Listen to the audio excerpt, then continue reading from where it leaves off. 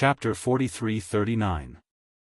Ao Zhantian's scythe was a powerful magic treasure to begin with, and he had the upper hand against the normal eagle bats. While the python dragon and the eagle bat were clashing, Ao Zhantian had already killed several eagle bats.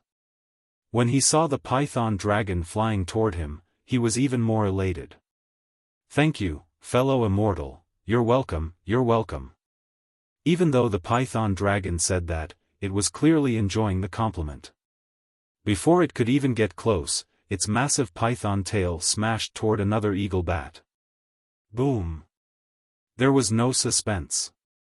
The eagle bat was struck by the python tail and fell straight into the forest. Giant trees were toppled, and rocks were pulverized. Even the eagle bat was severely wounded. Ha ha ha! The python dragon roared with laughter again. A bunch of little bats dares to taunt the dragon tribe. Among them, the word Dragon Clan was enunciated very clearly. Boom boom boom. The python dragon swept its tail horizontally again, instantly sending several eagle bats flying. Ao Zhantian's heart was deeply hurt as he watched the python dragon defeat the eagle bats with ease without using any special abilities. He thought to himself bitterly, "Fuck, even a powerful dragon can't defeat a snake in its own territory. I'm also a 5th grade essence force cultivator, and this python dragon's strength is similar to I's. However, in this 1000-beast sacred realm, these little bats can only bully I. They can't do anything to the python's body." Chirp chirp. Just as Ao Zhantian was feeling jealous, a strange screeching sound came from the distant night sky. Cough cough. All of the eagle bats coughed at the same time upon hearing this screeching sound. The entire night sky was once again disrupted by the fluctuations. Ao Zhantian felt another wave of dizziness coming toward him. He hurriedly put away his magic treasure and prepared to defend himself with his magic power. "What are you doing? Trying to escape?" What made Ao Zhantian even more depressed was that the python dragon didn't seem to fear the fluctuations of the eagle bats at all. It waved its tail again, and several eagle bats that were trying to escape fell into the forest. Comparisons are odious. Ao Zhantian sighed in exasperation. "Oh, right, this guy isn't human, he's a demon. Why should I compete with him? Fellow Taoist Ao, hurry up and help me." Ao Zhantian sighed. Shui Mingzi was already flying closer, and he called out loudly. Of course, Ao Zhantian was also completely helpless against the power of the gathering moth beast's bloodline. When he heard Shui Mingzi's request for help, he naturally knew that Shui Mingzi was asking for help from that mysterious python dragon. Furthermore, he had clearly seen the python dragon's disdain for Shui Mingzi. Even though Ao Zhantian didn't know why this python dragon was so close to him, a descendant of the dragon tribe, he knew that as long as he asked, this python dragon would definitely help him. However, Ao Zhantian paused momentarily before speaking. "Fellow Taoist Water, seeing as all of our fellow Taoists have already escaped from danger, why should we continue to fight these gathering moth beasts? Let's meet up with Su Tingzi and the others first. Then, we'll search for Xian Ping's nascent soul." Before Shui Mingzi had a chance to reply, the python dragon turned around and extended its massive head over. It spoke in a flattering tone, "Fellow Taoist Water, there's no need to rush. Isn't it just a few small things? Let me help you." Fellow Taoist Water. Ao Zhantian was truly flattered by the python dragon's enthusiasm. He hurriedly wanted to say something, but the python dragon didn't give him a chance to do so. The python dragon raised its head slightly, and the pillar of starlight around its body shone brightly. Then, the python dragon charged toward the gathering moth beasts and the blood mist in its wake. Roar roar roar. It roared 3 times in quick succession. Following the roar, a violent gale swept up, and the night sky within a radius of several dozen kilometers darkened. Not only was the blood mist completely swept away by the gale, but even the gathering moth beasts were swept up into the air. Countless huge trees were uprooted at low altitudes, and the howling of the gathering moth beasts reverberated throughout the forest. Ao Zhantian and Shui Mingzi were dumbstruck. The two of them looked on with incredulity. The gathering moth beasts that 2 out of Aperture Grandmasters and a dozen or so nascent Soul Grandmasters couldn't handle were chased away by the Python Dragon's 3 roars. Furthermore, the 2 human cultivators could clearly see that the Python Dragon was only at the 5th grade Origin Chi realm. What it relied on was merely its innate divine ability. That was all. Cough cough.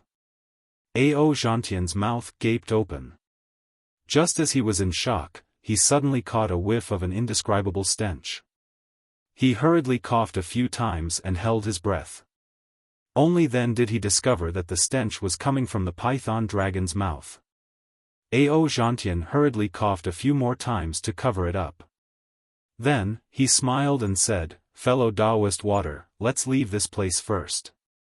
Once we find a safe place, the Python Dragon didn't wait for Ao Zhantian to finish his sentence. "With me here, what's there to worry about?"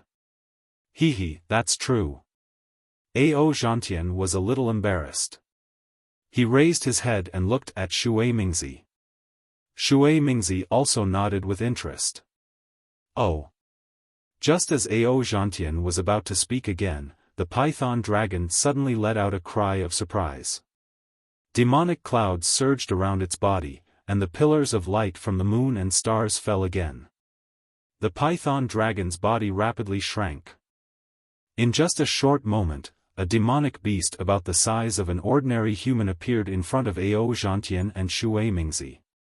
The Python Dragon greeted Ao Zhantian and spoke in the human language of the hidden immortal continent. "My name is Aoe.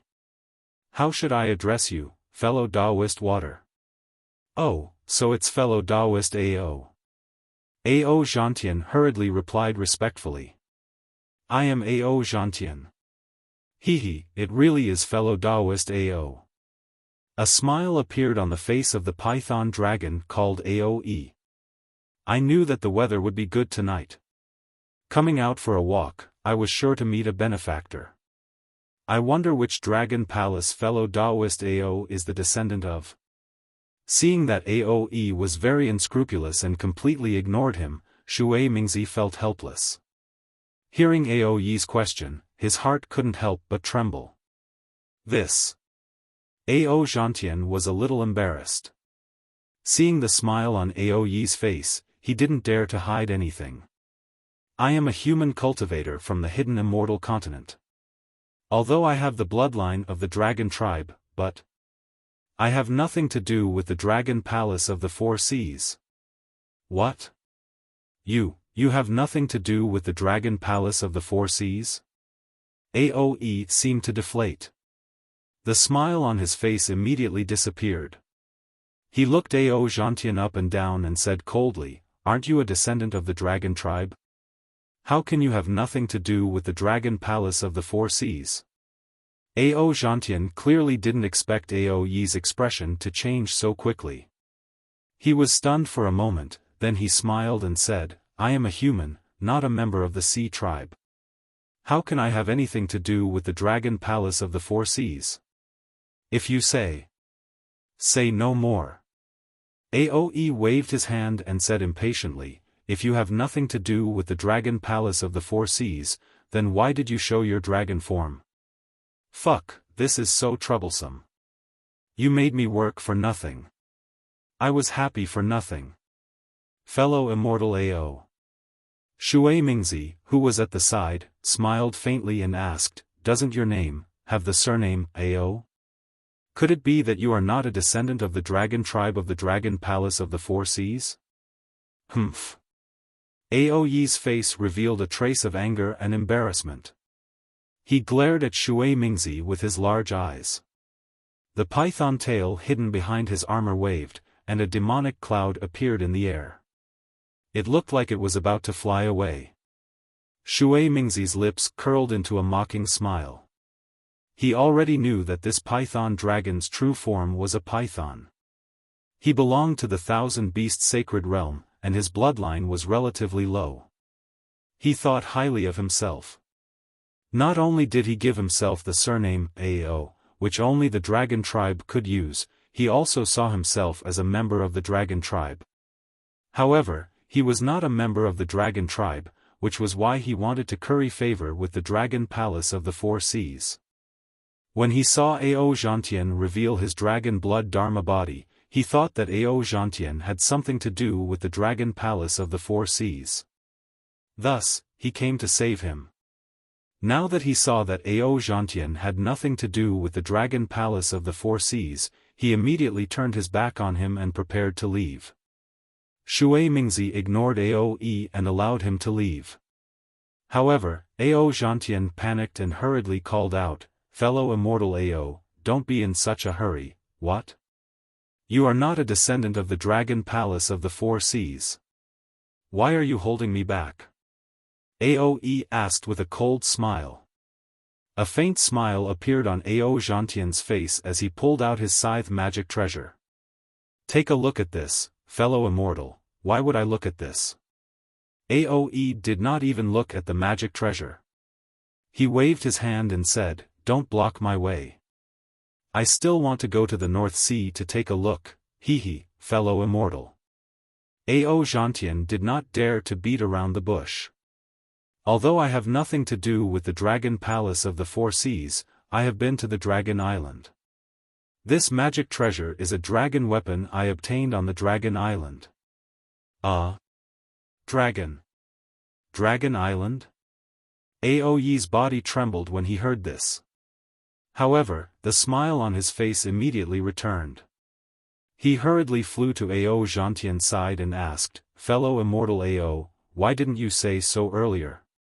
So you are a descendant of the dragon island?" Fuck.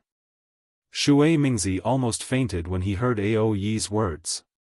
He could not help but curse inwardly, this python must have gone crazy from wanting to have a pure bloodline. As soon as he heard that the dragon palace and the dragon island were related to bloodline, he was just a python. Even if he cultivated for 10 more lifetimes, he would still be a python. He has nothing to do with the true dragon tribe. Cough cough.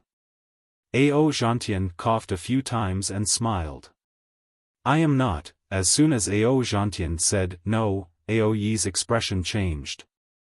Ao Zhantian's eyes darted around, and he quickly changed the subject. "Although I'm not a direct descendant of the dragon island, my dragon bloodline is extremely pure. That's why I had the opportunity to train on the dragon island. Fellow immortal, please take a look. This is the dragon weapon I obtained on the dragon island." Aoye's expression immediately became respectful when he heard this. He reached out with both hands and took the scythe. He looked at it again and again. Although he could not see any dragon chi, he still looked a little reluctant to part with it. "Io, not good. Fuck, if you don't return this python to me, what am I going to do?" Ao Zhantian suddenly panicked. He reached out for the magic treasure again and said, "This dragon weapon is only suitable for humans. After I refined it, the dragon chi is even more restrained. I'm afraid fellow immortal won't be able to see anything." Chapter 43-40. This. Aoe was clearly reluctant to return the scythe, but after hearing Ao Zhantian say that it could only be used by humans and that it had already been refined, he reluctantly let go. Ao Zhantian hurriedly put away the magic treasure and heaved a sigh of relief. Aoe then probed, "Fellow immortal Ao, when will the Dragon Island trial begin? What kind of bloodline do I need? Do I have a chance? Can you introduce me to the Dragon Islands? Dragon King? Country bumpkin." Shui Mingzi cursed in his heart upon hearing Aoe refer to the Dragon Island's dragon tribe as Dragon King. Ao Zhantian chuckled. "Fellow immortal Ao, entering the Dragon Island requires an opportunity. Even I won't have the opportunity to enter the Dragon Island in the future. You won't have the opportunity to enter the Dragon Island? Then what are you talking about? Aoe was immediately enraged. Aoe's reaction was completely within Ao Zhantian's expectations. He replied in an unhurried manner, "Don't worry, fellow immortal. I won't have a chance to enter the Dragon Island, but I can introduce you to the Dragon Tribe." Shui Mingzi's brows furrowed slightly upon hearing this. "Fellow Taoist Ao, what do you mean by this? Could it be that you want to befriend this demon tribe? Please wait a moment, fellow immortal Ao." Ao Zhantian smiled at Aoe before turning to Shui Mingzi. "Fellow Taoist Shui, don't you think it's quite dangerous for us to travel through the 1,000-demon sacred realm with only a dozen or so human cultivators? Tonight, we only encountered moth-gathering beasts and eagle bats, and we were almost annihilated. Although we're all safe now, fellow Taoist Xian Ping's physical body has been destroyed, and his nascent soul is missing. Su Tingzi and the other fellow Taoists have fled in panic. We've traveled more than several million kilometers from Baiqingyu, right? Who knows what kind of demon tribe we'll encounter during this time. Although this python dragon looks annoying, it's still a demon tribe member of the 1,000-demon sacred realm. With him leading the way, wouldn't it save us a lot of effort?" But Shui Mingzi suppressed the dissatisfaction in his heart and retorted, "How can we let a demon tribe member know what we're doing? If this python dragon knows the demon tribe member of the demon tribe of Baiqingyu, wouldn't you be creating trouble for yourself? Not only will our whereabouts be exposed, it will also be a bloody calamity. Moreover, do you think you'll be able to do it? I've heard from fellow Cultivator that you'll never be able to set foot on Dragon Island again." He. Ao Zhantian seemed to have a card up his sleeve as he replied calmly, "Of course we can't let this python know what we're about to do. However, since we are going to Baiqingyu to participate in the banquet, why is there a need to hide this from others? Baiqingyu's Demon King possesses remarkable abilities. It's perfectly normal for us Taoist cultivators to seek his protection. Iman Demon Iman Immortal BBB A IMS of A of IMS Iman Demon Dragon Tribe Members Dragon B Immortals Immortal IMS of the Immortal of Iman Dragon Immortal AO Iming Iman's Iman. This flood dragon's abilities are limited, but he's born with a python's body. His skin is thick and his flesh is hard to deal with." Ao Zhantian gave Shui Mingzi a sideways glance, then said with a meaningful smile on his face, "Fellow Taoist Shui, do you think it is impossible for me to introduce this boa dragon to the dragons of Dragon Island?" "Oh?" Shui Mingzi was surprised. "If you can't return to Dragon Island, then the Dragon Tribe won't leave Dragon Island without a special reason." At this point, Shui Mingzi was stunned as if he was struck by lightning. He looked at Shui Mingzi in disbelief and asked in surprise, "Fellow Taoist, are you saying that the Dragon Clan from Dragon Island will come to the 1,000-demons sacred realm?" Shui Mingzi was so shocked that he forgot to send a voice transmission. When Aoe heard this, his eyes lit up and he almost pulled on Ao Zhantian's robe. He hurriedly said, "Immortal friend Ao, when will the Dragon Tribe from the Dragon Island come to the 1,000-demons sacred realm? Where are they? Hurry up and introduce them to me." Ao Zhantian looked at Shui Mingzi with a wry smile and said to Aoe, "Don't worry, Immortal Ao. I'll discuss this with Immortal Aoe. Although I can't be sure if the Dragon Tribe will come to the 1,000-demon sacred realm, this is still an opportunity.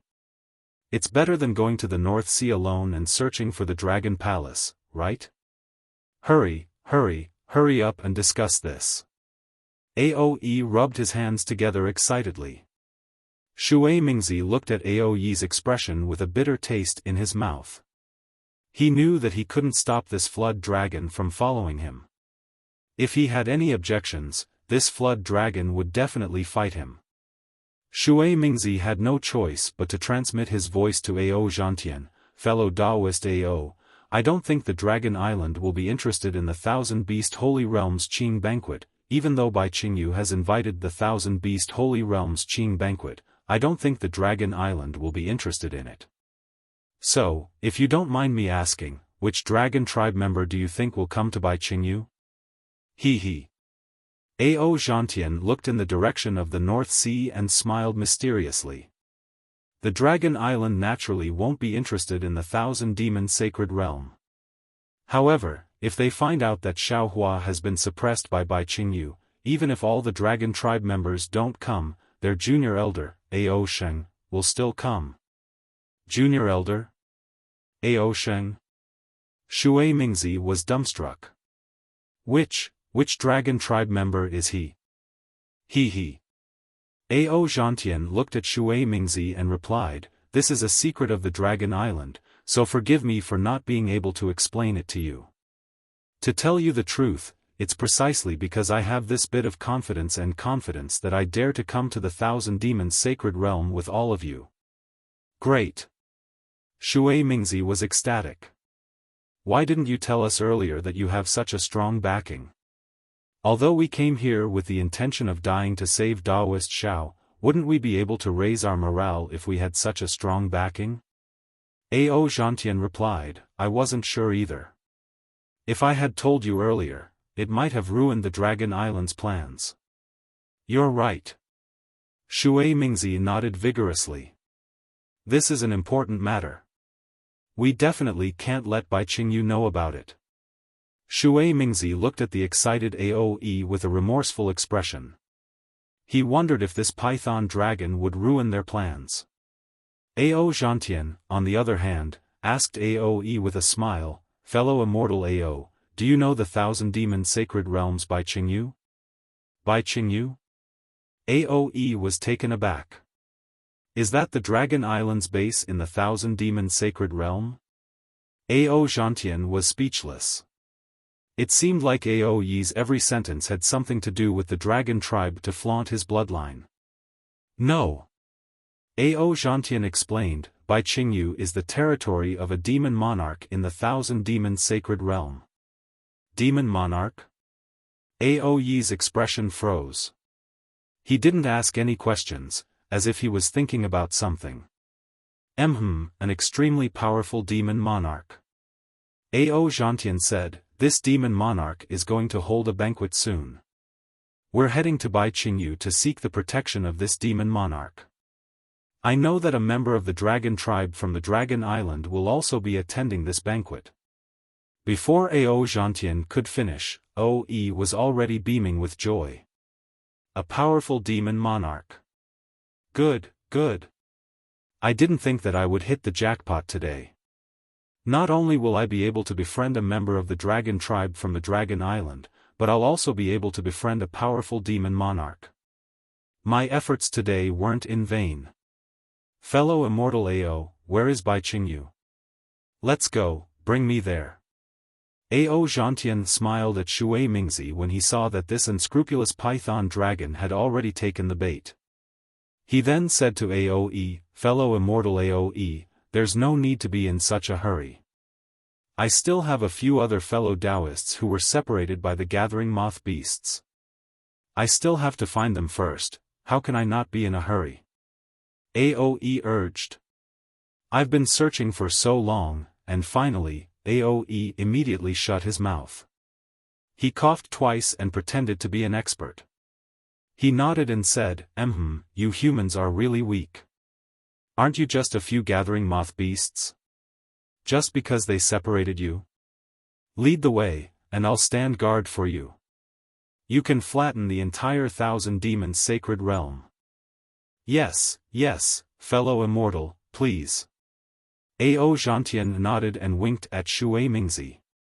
Shui Mingzi's lips curled into an indescribable expression as he flew off in a certain direction. Ao Zhantian waved his hand and flew off carefully, leaving Aoe behind. Aoe was the only one left. He slowly moved his body and followed behind the two human cultivators. The first rays of dawn had already appeared on the horizon.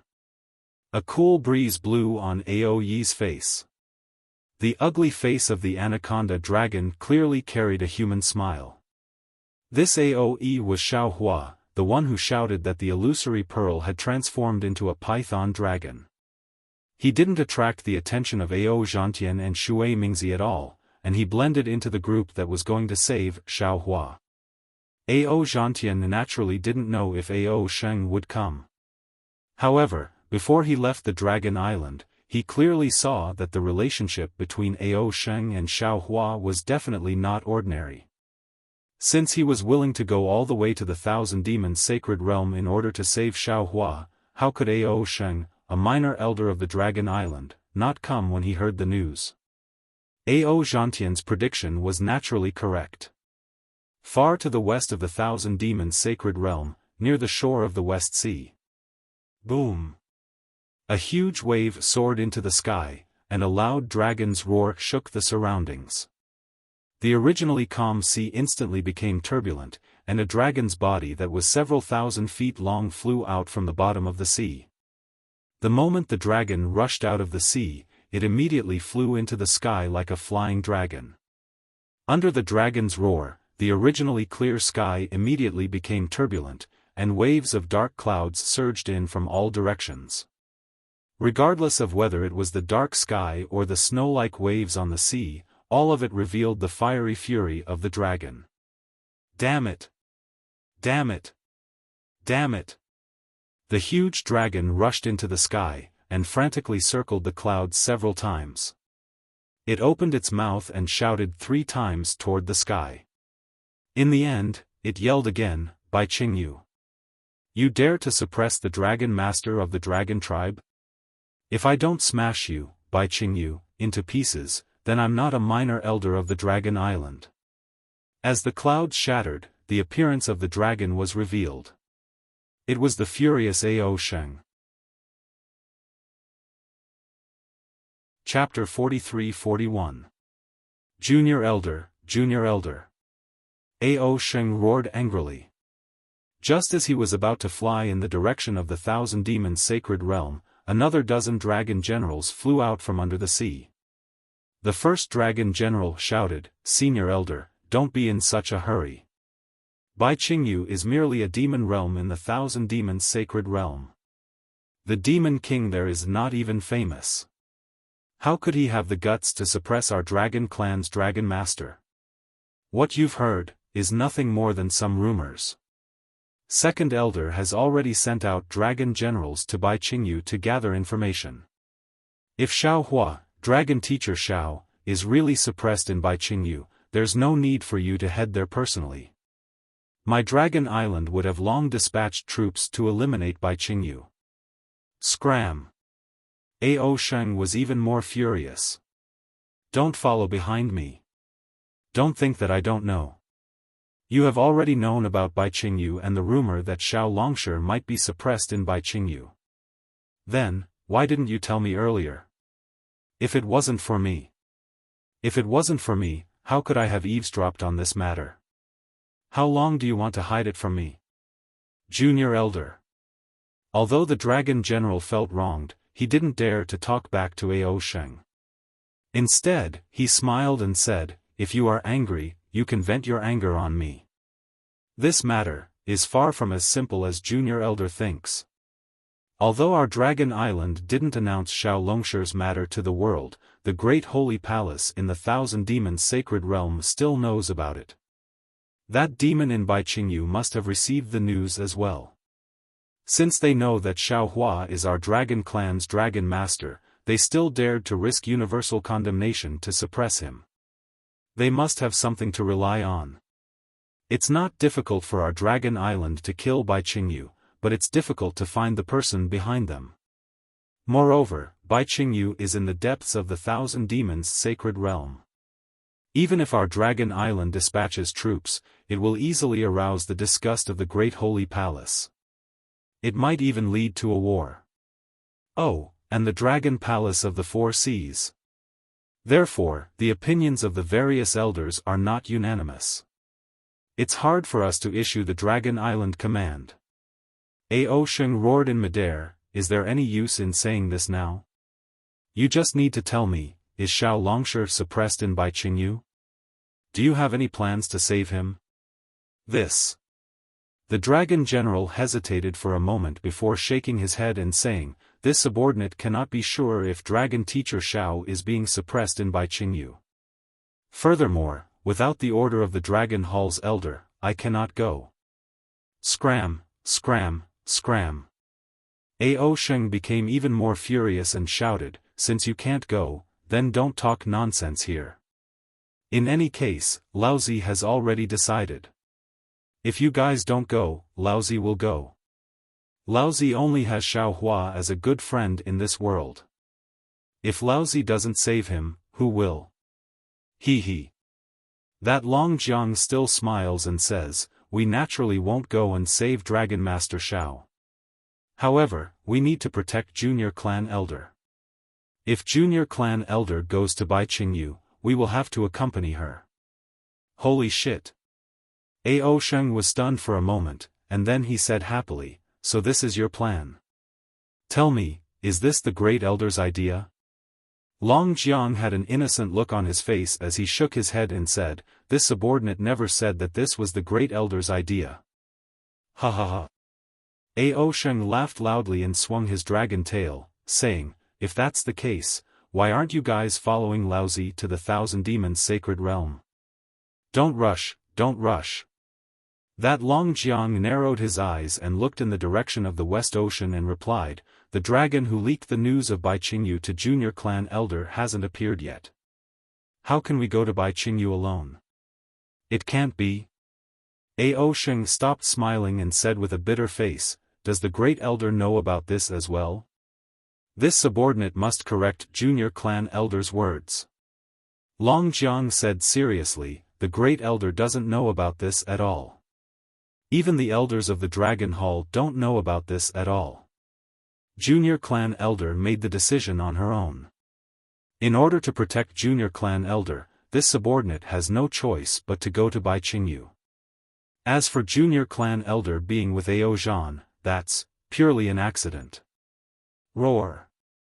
Just as Long Jiang finished speaking, a pitch-black dragon body rushed out of the blue water in the West Ocean. An unusually ferocious aura was emitted from the dragon horn on the dragon body. Ao Sheng looked up and saw Ao Zhan in his pitch-black dragon armor. There weren't any other dragons behind Ao Zhan. However, as soon as Ao Zhan appeared, the dozen or so Long Jiang beside Ao Sheng immediately became alert. They silently spread out and protected Ao Sheng in the center. Oh. Why are there only a few Long Jiang? Ao Zhan didn't release his Yuan Shen because he wanted to hide his tracks. When he saw the dozen or so Long Jiang beside Ao Sheng, he couldn't help but be surprised. He shouted, "Damn it, just the few of you are not even enough to fill the gaps between Bai Qingyu's teeth." After saying that, Ao Zhan stopped in midair and looked at Ao Sheng thoughtfully. He then said, "Ao Sheng, did you not tell the Great Elder about the information I gave you?" Impudent. Without waiting for Ao Sheng to speak, the leading Long Jiang berated, "This is our Dragon Island's Junior Clan Elder, Ao Zhan. How can you call him by his name? Go away." Ao Sheng's face was full of disdain. He waved his dragon claw and pulled the Long Jiang aside. He said, "Ao Zhan and I have experienced life and death in the Stacked Jade Legacy realm. There's no need to use the Dragon Island's rules to restrain him. Besides, in the future, he..." Cough cough. Seeing that Ao Sheng was about to reveal some secret, Ao Zhan hurriedly coughed and stopped Ao Sheng. He he. Ao Sheng chuckled and replied, "Do I need you to say it? Of course I know what you mean. After I got the information, I quickly went to find the Great Elder. However, ever since he left the folded Jadeite Legacy realm, he has been meditating. Not to mention me, even the other elders don't see him often. The majority of the Dragon Island's affairs are all controlled by the Second Elder." Oh, the Second Elder. Ao Zhan's eyes narrowed as a strange expression appeared on his face. "Although I didn't see the Great Elder, I also reported the matter to the Great Elder's follower." Ao Sheng explained again, but after the follower returned, he didn't say anything. I could only go to the fourth elder. The fourth elder berated me and told me not to meddle in the matters that didn't exist. He then chased me out. At this point, Ao Sheng looked at the Long Jiang on the left and smiled. However, when I secretly sneaked out of the Dragon Island, I actually found a Long Jiang.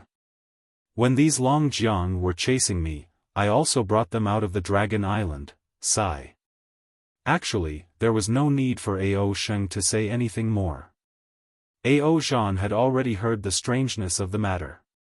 He sighed and looked at Ao Sheng meaningfully. Ao Sheng, actually, I am already regretting telling you about Bai Qingyu's matter. Why? Ao Sheng looked at Ao Zhan in shock and confusion. Because.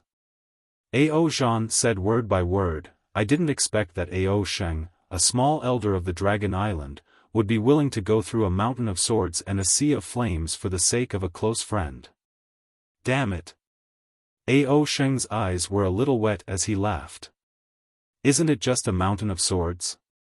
Isn't it just a sea of flames? I don't even care about them.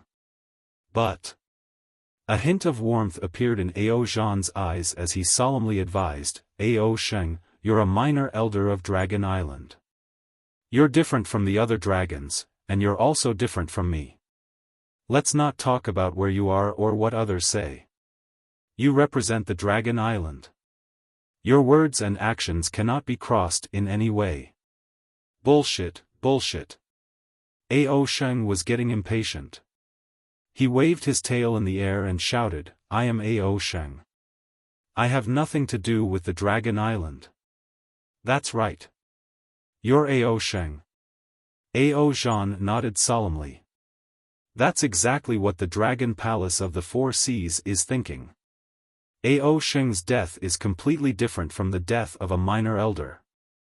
Who dares? Ao Sheng was about to roar again, but before he could finish, Ao Zhan roared and the dragon chi around him surged. Thick dragon marks appeared on the black dragon armor. Once the dragon marks appeared, not only did the seawater below Ao Zhan soar into the sky, countless water-based chi of heaven and earth turned into crystals and fell into the dragon marks. Even the other chi of heaven and earth within a few miles turned into a gust of wind and rushed towards him. How dare you? The dragon generals protecting Ao Sheng were shocked. They hurriedly moved and tried to block in front of Ao Sheng. However, when Ao Sheng roared earlier, he was already much closer to Ao Zhan. Now that Ao Zhan suddenly exerted force, the black light turned into several dragon phantoms and pounced on Ao Sheng from all directions. The dragon generals couldn't tell what was real and what was fake, so they didn't dare to move forward. When they wanted to block Ao Sheng behind them roared, Get out of the way, woo woo. Behind the dragon generals, a golden light appeared. Within the light, streaks of dragon patterns covered the sky as they rushed towards the black dragon mark. Within the light, Ao Sheng's dragon body was like a mountain as it rushed towards the black dragon mark with a sharp aura and dragon's might. Boom! Ao Sheng flew out of the protection of the dragon generals and collided with Ao Zhan's dragon body. Waves of air surged into the sky. Not only did it tear 1,000 feet deep trench in the sea, it even tore the clouds in the sky apart. Roar roar roar. Ao Sheng and Ao Zhan's dragon bodies were tumbling in the sky. Within the light, the two dragons were roaring crazily. Damn it! After a while, Ao Sheng stabilized his dragon body in the sky and shouted, Ao Zhan, it's only been 200 years. How did your strength increase so quickly? Hee hee. Ao Zhan looked a little worse than Ao Sheng, but the excitement on his face was obvious. You're under the protection of Dragon Island. How would you know our pain? Although the forbidden areas of Dragon Island can be used for training, compared to a real life and death battle, it's still not enough. Ao Sheng, I just want to tell you that this trip to the Thousand Demons Sacred Realm is not a smooth journey. You can get whatever you want on the Dragon Island, but outside of the Dragon Island, if you represent the Dragon Island, no human or monster would dare to give you any slight treatment. However, if you're not a little elder of Dragon Island, but just Ao Sheng, with your little strength, even I can compete with you, let alone other dragons. You will easily become the target of other dragons. In particular, Bai Qingyu was able to suppress Xiao Hua. That demon king's strength is far beyond ours. Therefore, I feel that there's no need for you to get involved in the trip to Bai Qingyu. Just let me go. Chapter 43-42. Ao Sheng, of course, understood Ao Zhan's painstaking efforts. He coiled his dragon body in mid-air and looked at the turbulent sky. In the distant sky, a patch of darkness had already blocked out the bright sunlight, and the darkness was rapidly spreading to the entire sky. Perhaps it would not be long before a violent storm arrived. Ao Sheng retracted his gaze from the dark clouds and looked at Ao Zhan. Similarly, he answered word by word, Xiao Hua is my best friend. He is being suppressed by Bai Qingyu. If I don't go, how can I still stand in this world? Since you said that the training on the Dragon Island is just a small storm, then this daddy wants to see what kind of storm the Thousand Demons' sacred realm will be like. Don't worry. Ao Zhan raised his dragon head and laughed. Even if there is a storm, I will stand in front of you, let's go. Ao Sheng shouted before Ao Zhan could finish his sentence. Then, demonic clouds surged around Ao Sheng's body and his dragon body flew high into the sky in the direction of the Thousand Demons' sacred realm. Huh. Ao Zhan laughed in the sky when he saw the dozen or so dragon generals chasing after Ao Sheng. He urged his dragon body to fly away. The Thousand Demons' sacred realm in the distance was like the back of a giant beast on the surface of the sea. Although he couldn't see its true appearance, Ao Zhan knew that what awaited him was a bloody storm that he had never seen before. In the Thousand Demons' sacred realm, at the Yizhao Ridge, Xiao Hua proudly followed Shui Mingzi and Ao Zhantian into the distance. After a long time, the Eagle Bat Mountain Lord flew out from a distant hill with a few eagle bats. The Eagle Bat Mountain Lord was not used to the intense sunlight, but he still flew high into the sky and looked in the direction Xiao Hua left in. Only then did he speak. Fourth Mountain Patrol Envoy, how many boy did my Yizhao Ridge lose in last night's battle? Reporting to Mountain Lord, 43 boy. The same Mountain Patrol Envoy from last night hurriedly replied. Humph, how dare they injure so many boy of mine? The Eagle Bat Mountain Lord cursed fiercely. Those damned human cultivators, if it weren't for the ancient Bell Mountain, this daddy would have killed them all. Hee, Mountain Lord, the loss of my Illumination Ridge is nothing. You haven't seen the moth-gathering beasts yet. After being tormented by those human cultivators and that disgusting python, not only did they fail to mate normally, most of them died. I'm afraid it will take them a year and a half to recover. What does the life and death of the moth-gathering beast have to do with me? Eagle Bat Mountain Master glared at Eagle Bat and scolded, this daddy is feeling heartache for those 43 boy. They died for nothing. Actually. The fourth Mountain Patrol Envoy spoke up again, Mountain Lord, you have to think about how to explain this to the ancient Bell Mountain. After all, we didn't follow the instructions of that human. When the Eagle Bat Mountain Master heard that, he subconsciously flapped his wings and roared, what else is there to explain? It's not that I don't want to give that human a chance to defeat me. It was just that last night was too strange. Not only were they about to encounter a gathering of moths to mate, but a python appeared at the end. I haven't even feigned defeat, and that python dragon has already defeated me. That python dragon is a true demon of the Thousand Demons' sacred realm. How can we eagle bats compare to it? Yes, that's true. The fourth Mountain Patrol Envoy replied with a smile, but we didn't follow the plan and let that human save all the other humans. I'm sure it will affect the arrangements of the ancient Bell Mountain. If the ancient Bell Mountain sends a demon general over, the Mountain Lord will have to explain properly. Don't cause a misunderstanding with the ancient Bell Mountain, damn it, these humans are so troublesome. Eagle Bat Mountain Master said impatiently, I don't know what the ancient Bell Mountain is planning. What are they playing at? With that, Eagle Bat Mountain Master flapped his wings and descended the hill. He ordered, you and the others, continue to check the surroundings. There have been many humans coming from the North Sea recently. Who knows what kind of trouble there might be? Yes. The eagles and bats responded and flew to different places. The 4th Mountain Patrol envoy flew in the air for a while and understood the situation of the nearby mountain range. Then, he turned his head and listened for a long time. Then, he turned around and flew into the forest of giant trees. He carefully concealed himself and headed towards the mountain range in the distance. After flying for the time it took to finish a meal, the 4th Mountain Patrol envoy finally arrived at the side of the mountain range. He saw that the eagle bat didn't approach the mountain range. Instead, it landed on a protruding mountain rock and raised its head to cough at the surroundings. The sound waves naturally caused some ripples, causing many giant trees and rocks to shatter. After waiting for the time it took to brew a cup of tea and seeing that there was no abnormal movement, the eagle bat landed in the valley in the distance. In the valley, there was a shallow pool with rippling water. Halfway up the mountain, there was a small waterfall.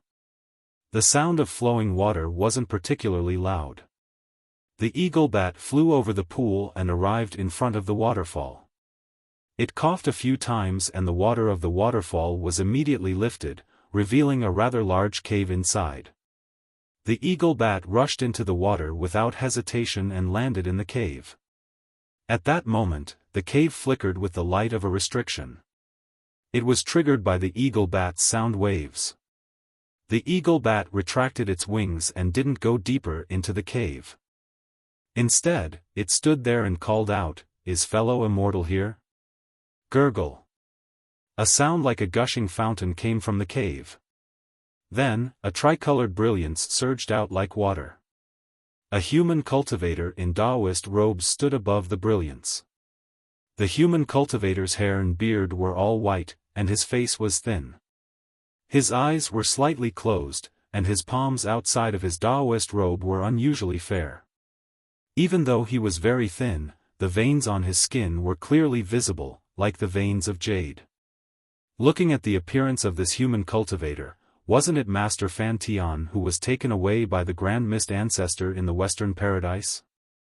Master Fan Tian flew to a place not far away from the eagle bat. He suddenly opened his eyes, and a wave-like splendor appeared in his eyes. The splendor fell on the eagle bat, circled a little, and then swept out of the cave again. Hee, fellow immortal, don't worry. The eagle bat seemed to have sensed Master Fantian's eye-clearing technique and smiled faintly. Within a radius of 3,000 miles of this Izhao Ridge, it's the world of the eagle bat. There's absolutely no other demon race that dares to follow behind me.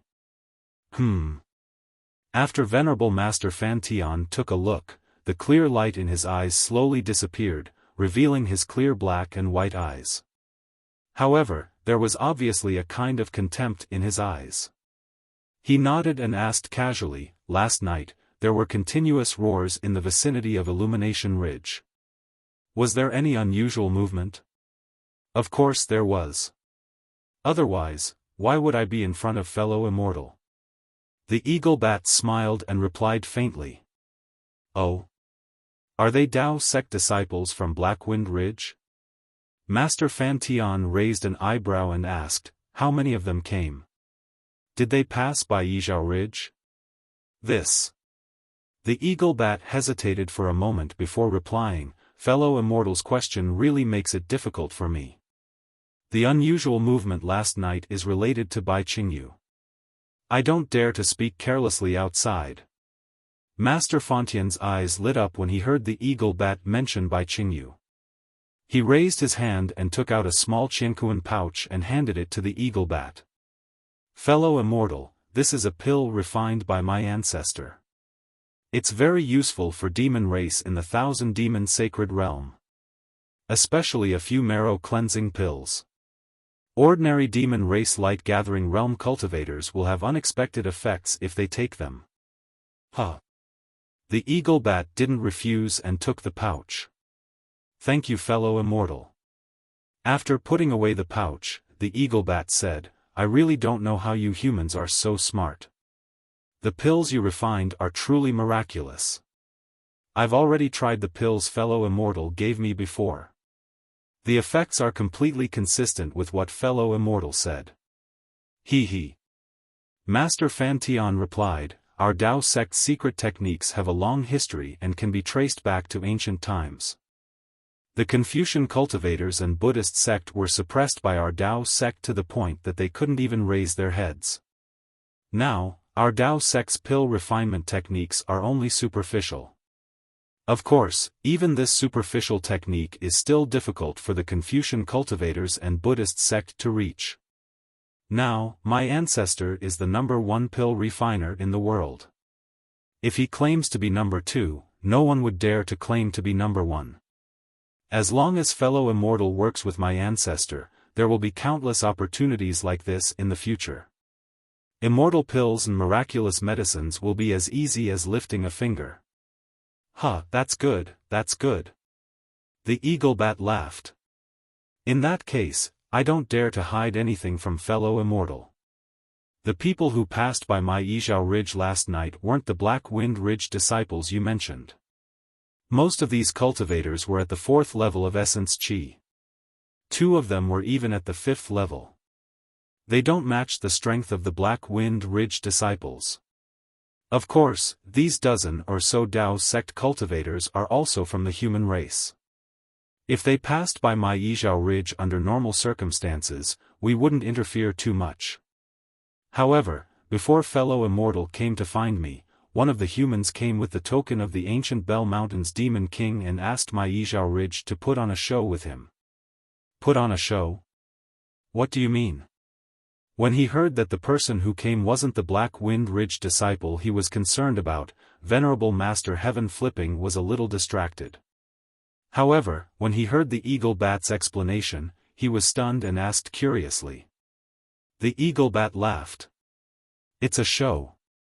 Let my mountain lord defeat the other human cultivators and let this human rescue the other cultivators. Let this cultivator be the leader of the other cultivators. Hee hee, that's really interesting. Venerable Master Heaven Flipping laughed. It seems that the show yesterday was very exciting.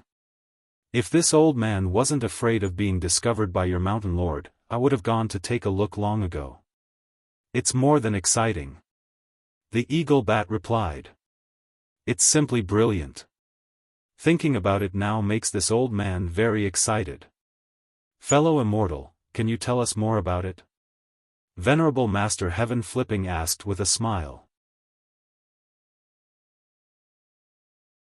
Chapter 43-43. Seeing that Venerable Master Fan Tian was interested, Eagle Bat couldn't help but smile. Of course, don't you humans have a saying that you don't deserve it? I got so many elixirs from you, but I didn't help you catch a few disciples of the Black Wind Ridge, so I naturally have to tell you in detail. After Eagle Bat explained the process of the matter, Venerable Master Fan Tian frowned and asked thoughtfully, what is the name of the human descendant of the ancient Bell Mountain? I don't know about this. Eagle Bat shook his head and said, when that human came, it was my master who received him personally. We weren't there. You said that one of the 2 human cultivators with 5th level essence power is surnamed Ao and the other is surnamed Shui? What about the other cultivators? Venerable Master Fan Tian thought for a moment and asked again. Eagle Bat thought for a moment and replied, the cultivator surnamed Shui is the descendant of the ancient Bell Mountain. I didn't hear the other names clearly. Oh, it seems that one of them is called Xian Tingzi. Xian Tingzi.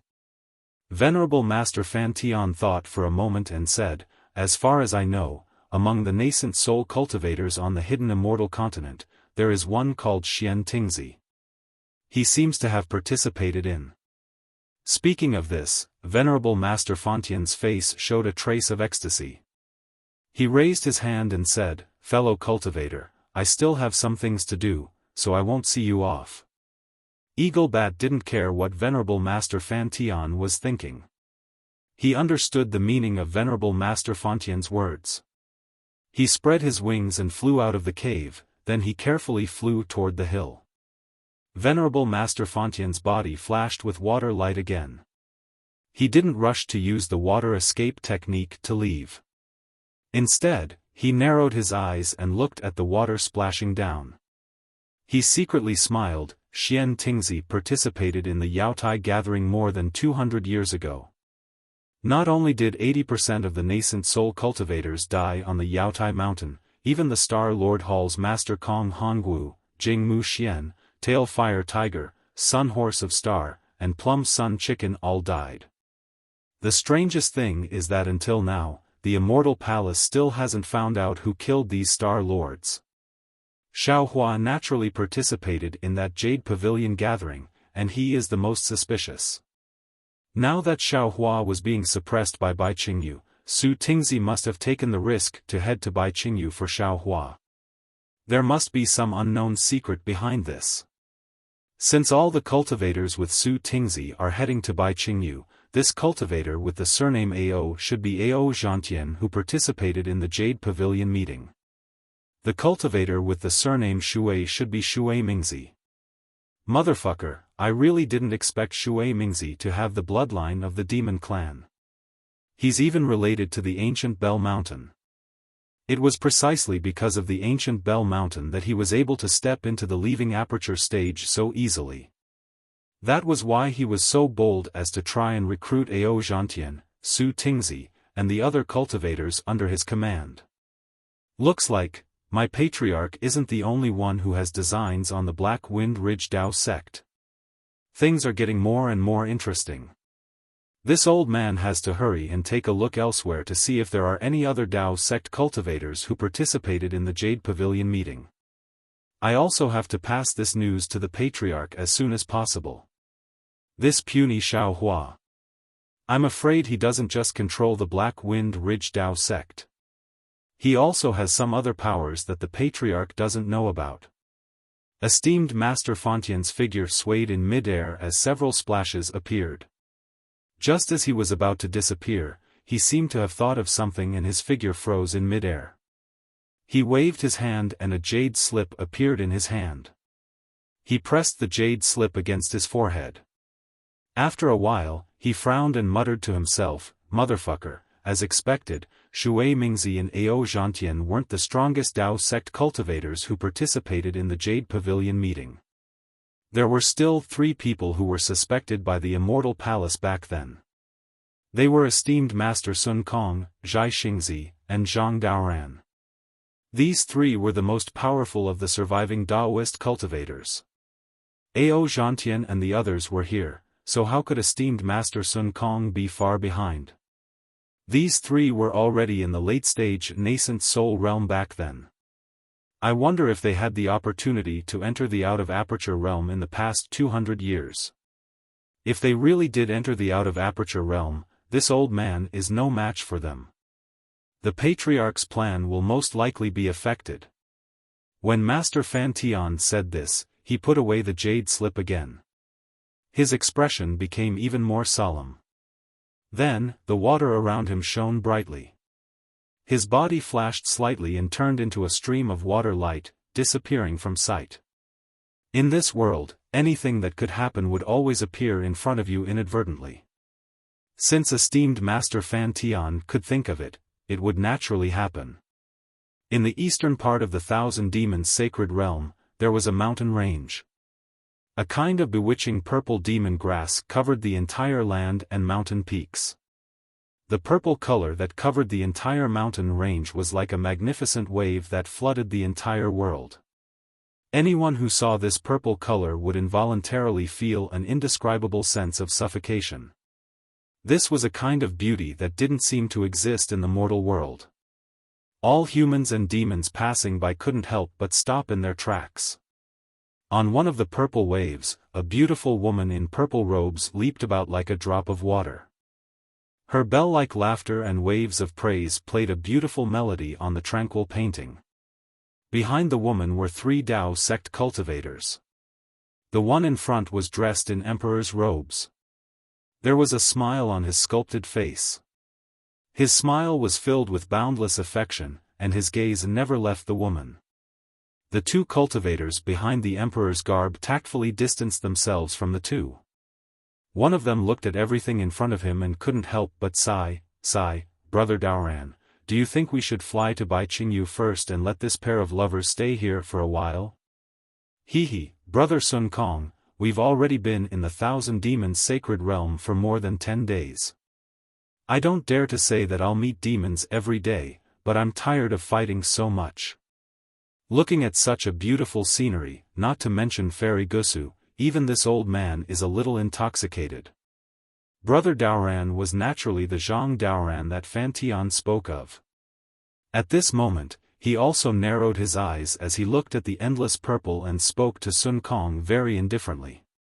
"Tch." Sun Kong curled his lips and rolled his eyes at Zhang Daoran. "Zhai Xingzi and Gusu Qiudi are together and living a carefree life. Why are you pretending to be cultured behind them? There are so many beautiful sceneries in the 1,000 Demons sacred realm. Why are you only intoxicated by this place? The people are beauties, the scenery is beautiful." Zhang Daoran smiled. "Isn't it a great joy for us to be able to accompany fellow Daoist Zhai Xingzi to see such beautiful sceneries? Who's speaking ill of others behind their backs?" The emperor-robed cultivator in front was naturally Zhai Xingzi. He turned his head slightly and asked the 2 with a smile. "Who's speaking ill of you behind your back?" Sun Kong jumped up. "I didn't plan on hiding it from you," Zhai Xingzi laughed. He pointed at Sun Kong and said, "Aren't you behind my back?" At this moment, there was a loud rumble on a hill about 1,000 feet away from Gusu Qiudi. Dozens of pillars of Aoran Qi suddenly appeared. Within the pillars of Aoran Qi, chains of inscriptions that flashed with brilliance lunged at Gusu Qiudi like venomous snakes. Every single inscription on the chains of inscriptions produced a vortex of Aoran Qi. The dozens of chains of inscriptions separated Gusu Qiudi and Zhai Xingzi, sealing the space within 1,000 feet. The vast aura whirlpool-like vast aura crazily intertwined in the space and bound Gusu Qiudi's graceful body. In just a short moment, the originally calm and beautiful purple ocean was stirred up by a storm. Under the inscription chains, countless demonic grasses soared into the sky. The small and weak demonic grasses were crushed by the Aoran energy pillar, turning into purple juice that sprinkled all over the sky. Under the sunlight, this purple color was just like Gusu Qiudi's horror. It was truly heartbreaking. Zhai Xingzi's heart was naturally broken. His stone-like face twisted in pain. The Fa around him surged and stars appeared on the surface of his body. As Zhai Xingzi waved his hand, a giant hand condensed from starlight flew across the sky and grabbed at the vast aura chains. Before the huge hand could land, dozens of shadows of light rushed out from the purple vortex. The shadows of light were first flat and distorted, but when they reached midair, hundreds of mighty pillars of air came crashing down with loud rumbles. The pillars of air crashed into the shadows of light, and in the blink of an eye, the shadows of light filled up. With a loud laugh, the shadows of light broke apart rapidly, and each of them turned into an old man hundreds of feet tall. These old men wore black scholarly robes. The moment they appeared, they waved their hands and the vast aura chains fell into their hands. As the old men waved the chains, some of the chains fell in all directions. It was clear that they wanted to seal the entire space. Some of the other chains pounced towards Zhai Xingzi and the others. Just as Zhai Xingzi's giant hand was about to grab the inscription chain, the chains suddenly expanded. The inscriptions that were surging within the chain actually broke free from the chain and condensed into lines of poetry. With a great chi pillar, they crashed into the starlight hand like numerous flying arrows. When the inscription's armor runes crashed into the vast aura hand, there was a loud explosion. Boom boom boom. In the midst of the explosion, half of the vast aura hand was destroyed. Swoosh. Zhai Xingzi's expression changed slightly. The starlight around his body was activated once again. The giant hand let out another loud rumble. As Zhai Xingzi's body was about to fall again, the two inscription chains that were closest to the giant hand of starlight intertwined with each other and landed on the giant hand of starlight. Boom! The giant hand of starlight finally couldn't hold on any longer. Under the great pillar of qi, it turned into specks of starlight. Damn it! Zhai Xingzi's divine sense swept over and saw that Gusu Chuti's figure had already disappeared under the Ming-Lu shackles. Unknowingly, he was enraged. He cursed in his heart and slapped his head. Pooh! Thousands of starlight rushed out and turned into a star above his head. That star slowly rotated in the sky. Boom boom boom. Hundreds of light pillars of stars and moons broke through the barrier of the great pillar of qi and fell into the star. Chapter 43-44. Not good. The two old Confucian cultivators who were facing Zhai Xingzi were shocked and they saw the starlight. Although they knew that Zhai Xingzi could use the power of the stars and moon in the Thousand Demons sacred realm, which was especially favored by the power of the stars and moon, it wasn't easy to deal with. The two of them had taken the initiative by sneak attacking Zhai Xingzi and sealed the space around him, but they still underestimated Zhai Xingzi's strength. They didn't expect Zhai Xingzi to break through their joint attack. Buzz buzz. The stars above Zhai Xingzi's head expanded wildly. When the power of the stars and moon entered Zhai Xingzi's body, his body also let out a roar and expanded rapidly. Kill. The two old Confucian cultivators looked at each other, and killing intent suddenly appeared in their eyes. They each opened their mouths, and two streams of sword light with green light shot towards Zhai Xingzi's chest and back respectively. Boom. The two sword waves were extremely sharp. Wherever they went, whether it was the Great Qi Pillar or the Starlight Pillar, they were all easily destroyed. In just an instant, they pierced into the starlight protecting Zhai Xingzi's body. Break! Seeing the sword light enter his body, Zhai Xingzi sneered. He didn't care about the sword light at all. Instead, he chanted and pointed his finger. Pang! The spinning stars in the sky suddenly exploded, and an almost oval black hole appeared in the middle of the stars. After the stars exploded, they turned into star shatter. However, this star fragment was different from the life treasure starfall that Zhai Xingzi had used before. This star fragment was like a starry sky. Within it, there were dozens of stars of different sizes. Moreover, each star was emitting a different brilliance and fluctuation. These dozens of stars were connected by a mysterious fluctuation. It was likely that other than Zhai Xingzi, no one else would be able to sense these fluctuations. At this moment, after the star fragment exploded, it carried the spatial power of the black hole and the power of the light beam of the moon and stars as it crazily smashed towards the two Confucian cultivators. The distorted space was just like Zhai Xingzi's distorted mood. Boom boom. The star shatterer was even faster than a meteor. In the time it took for a spark to fly off a piece of flint, it had already smashed into the two secondary bodies of the Confucian cultivators. An incessant rumbling sound suddenly resounded as the secondary bodies of the two Confucian cultivators were torn apart by the star shatterer. Not only did the vast energy pillar collapse, but even blood splashed out. Ka ka ka.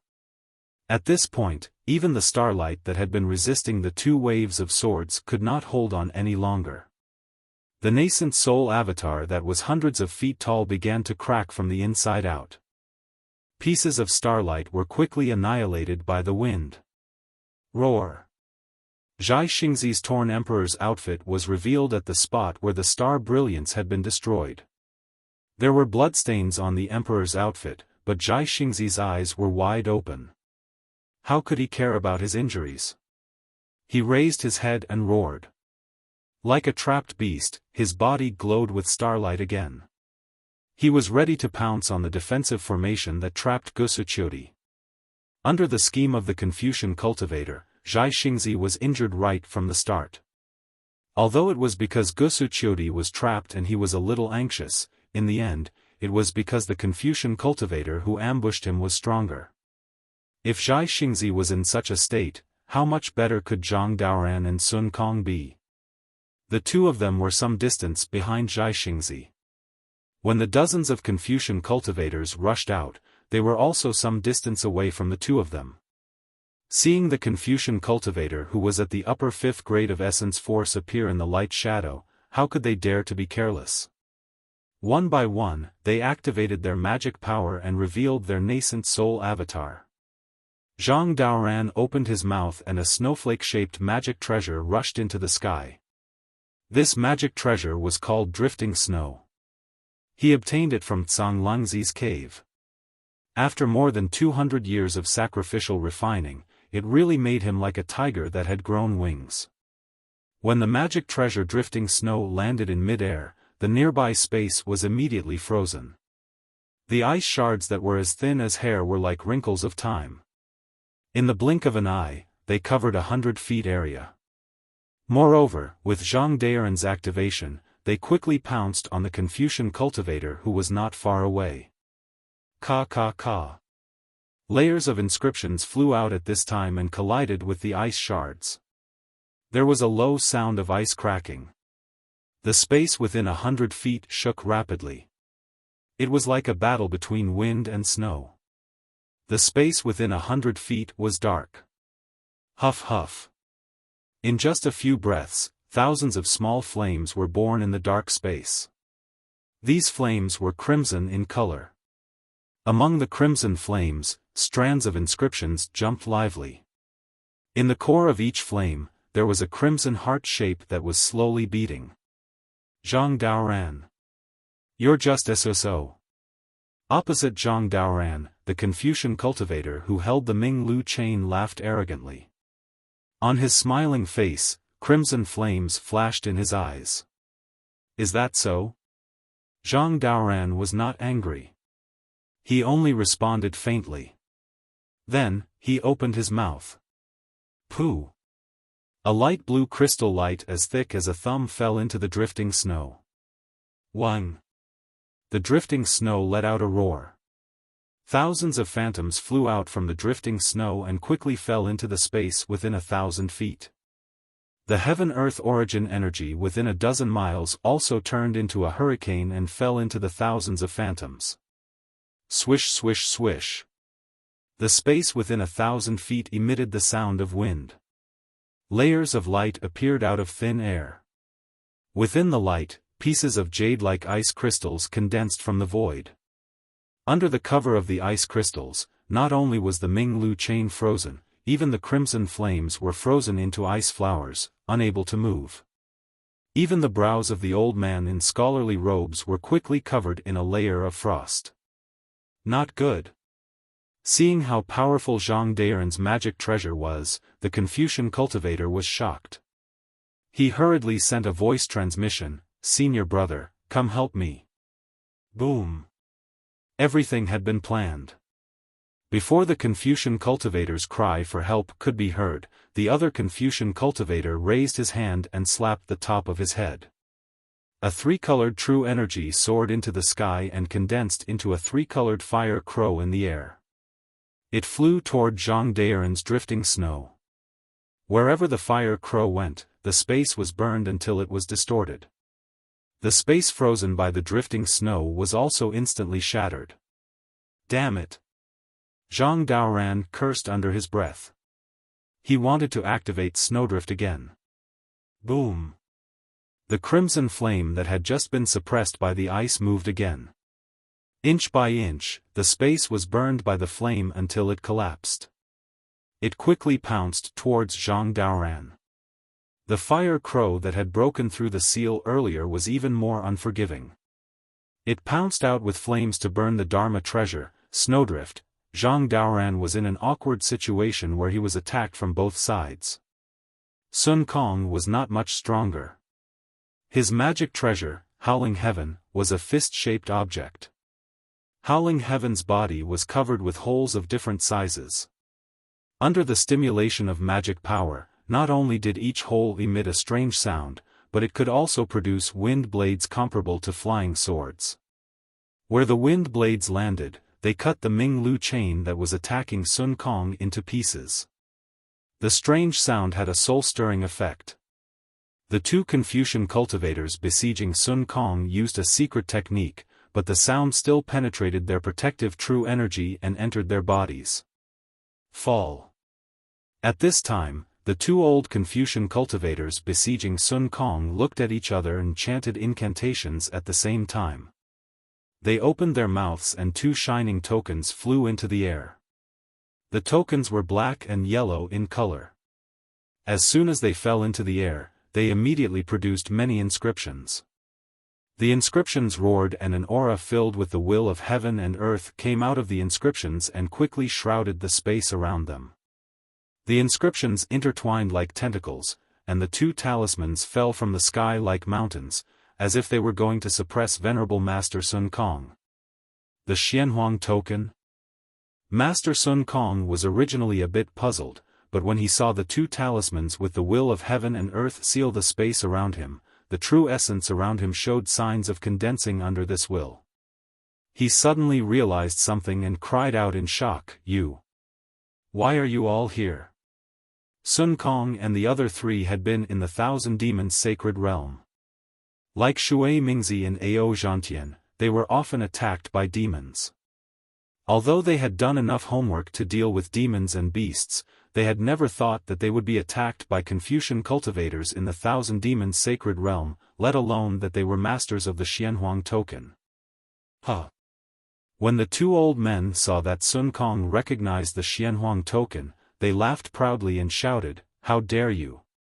You actually cultivated to the 5th level of origin energy without permission from the Immortal Palace. Since you have violated the rules of the Immortal Palace, you will naturally be punished.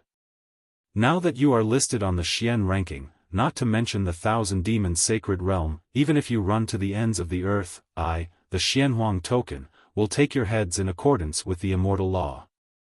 "Damn it, damn it!" Exalted Sun Kong roared furiously. At this moment, how could he not understand that the dark yellow token had surely obtained the news that Xiaohua had been suppressed, and that was why it had intercepted and killed them on the way to Bai Qingyu.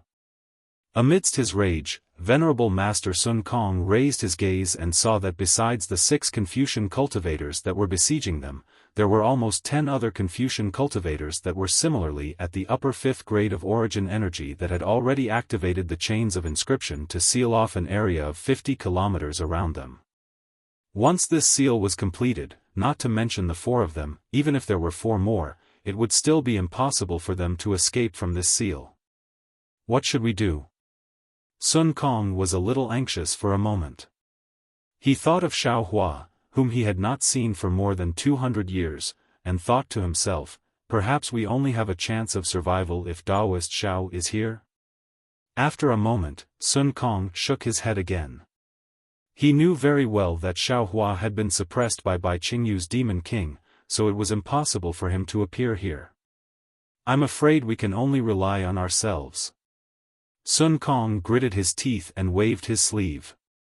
The demon beast Chang'an charged out from his Daoist robe, boom! Boom!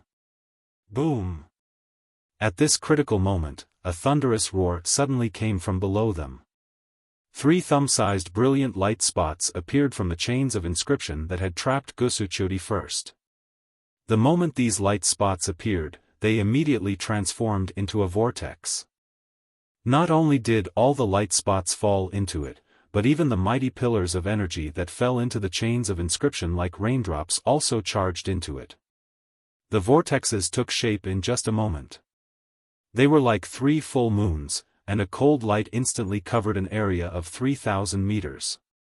Then, 3 soul-destroying auras shot out from the vortexes of light, instantly locking onto the 3 Confucian cultivators who were surrounding Zhai Xingzi, Zhang Daoran, and Sun Kong. Chapter 43-45. Shoot! Shoot the moon bow! The three Confucian cultivators turned pale with fright. Although they didn't know what this aura was, that cold brilliance had already frozen their blood. They didn't dare to be careless and hurriedly activated their sub-bodies. The hands of the sub-bodies fell towards the light spots from three different directions, wanting to destroy them before the light spots could form. Whoosh! Like the sound of a bow, the three vortexes of light were instantly annihilated. 3 light arrows condensed from the noble chi flew out from the vortexes. These light arrows were dark blue and contained thousands of crystal lights. The sparkling crystal lights revealed a powerful star power and pierced straight into the 3 big hands. Wherever the light arrows passed, whether it was the Ming Lu chains or the noble chi pillars, they were all torn apart. The seal that trapped Gusu Chiodi earlier had a huge opening now. Gusu Chiodi, who was dressed in purple, revealed her valiant visage. That visage held a huge bow that was completely dark green in her hands. The light arrows were like lightning and instantly pierced into the hands of the 3 sub-bodies. The hands of the 3 upper 5th grade Confucian cultivators couldn't withstand a single blow and instantly collapsed. Following the collapse of the hands, the dazzling light arrows shot into the sub-bodies of the 3 Confucian cultivators at an angle. What was special was that the angles of the 3 light arrows were extremely tricky. They covered the sub-bodies of the 6 Confucian cultivators. Not good. The 3 sub-bodies of the 3 Confucian cultivators collapsed. As they screamed, they hurriedly dodged. The other 3 Confucian cultivators were also shocked. They couldn't care less about attacking the 3 Taoist cultivators and also dodged. However, they were still a bit too slow. Although the light arrows didn't hit their vital points, the starlight was so bright that just by sweeping past the 6 sub-bodies, the sub-bodies condensed from noble chi immediately collapsed. The boundless power of the stars and moon wreaked havoc in the sub-bodies. When they had just dodged, Gusu Chiodi, who was sealed by the Ming Lu chains, turned into a ray of light and flew out. When she pulled Zhai Xingzi's hands, Zhai Xingzi shouted, "Let's go." The 2 of them followed the 3 light arrows to the left and right as they charged toward the defensive formation that had yet to be completely sealed. Seeing the 2 of them move, Zhang Daoran and Sun Kong naturally did not hesitate. The 2 of them also roared. One of them urged drifting snow, while the other urged howling sky. They brought Chang Gung and teleported behind the light arrow. Gusu Chiodi's counterattack was too sudden. The dozens of Xianhuang token cultivators who were trying to kill the 4 of them did not expect it at all. It was not until the 3 light arrows landed and tore apart the defense formation that these Xianhuang token cultivators came to their senses and hurriedly surrounded them. However, they were still too late. When the light arrow was destroyed, Zhai Xingzi and the others also disappeared outside the defensive formation. When they chased out of the defensive formation, they could only see the backs of the 4 people flying away in the purple sky. Humph!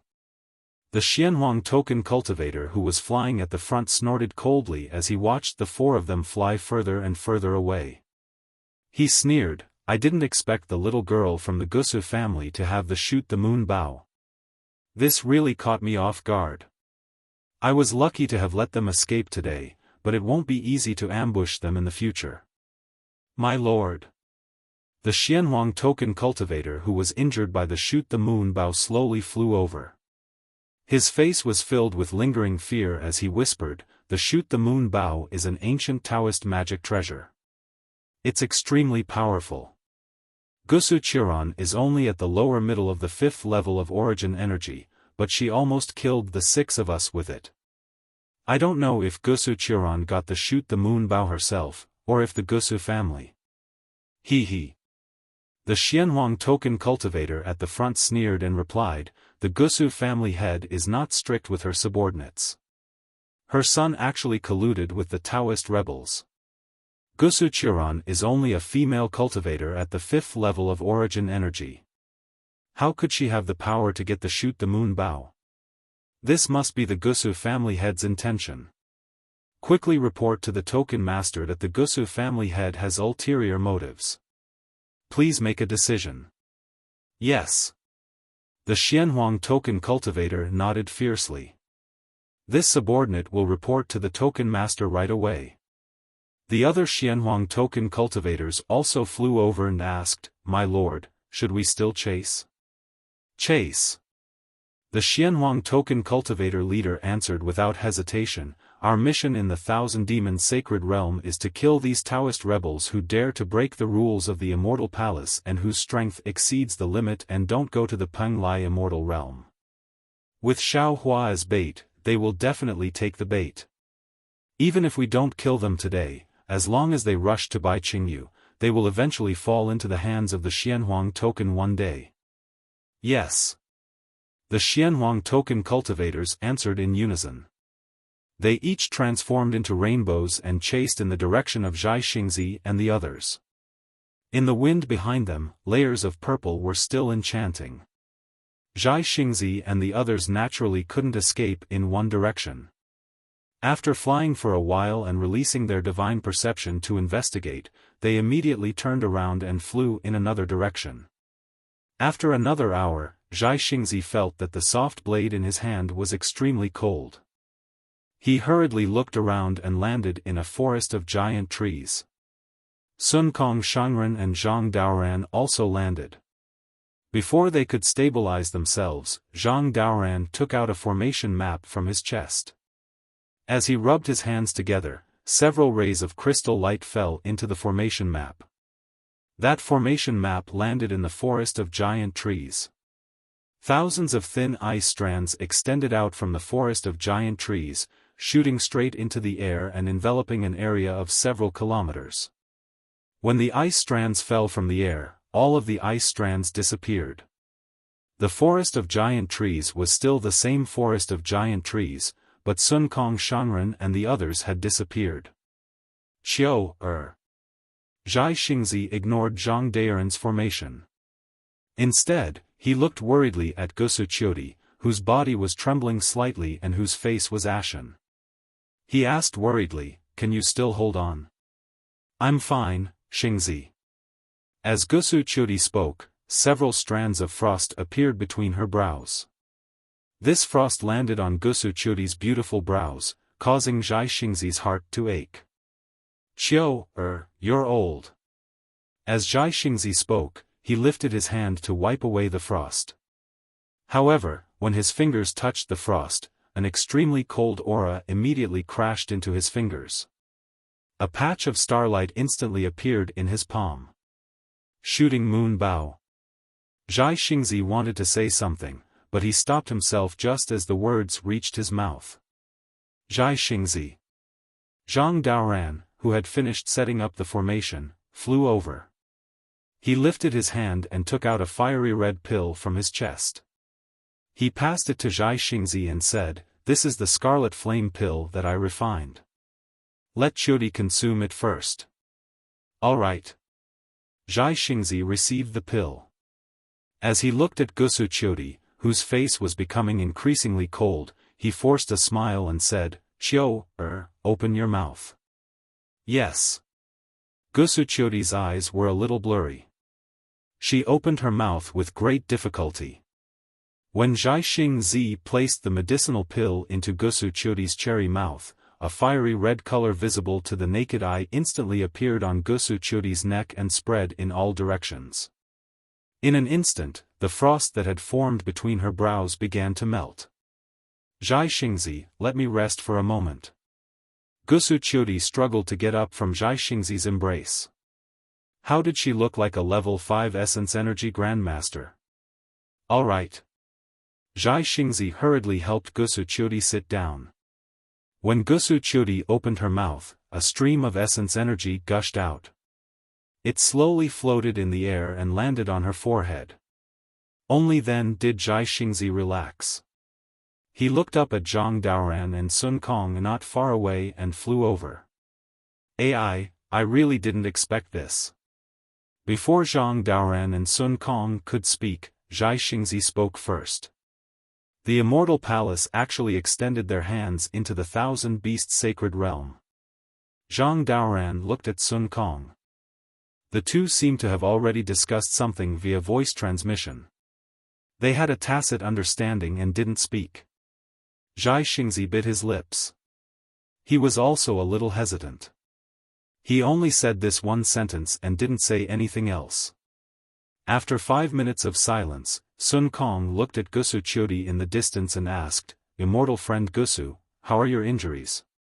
Since entering the Thousand Beasts sacred realm, this is already the third time I've forcefully drawn the Shoot the Moon bow.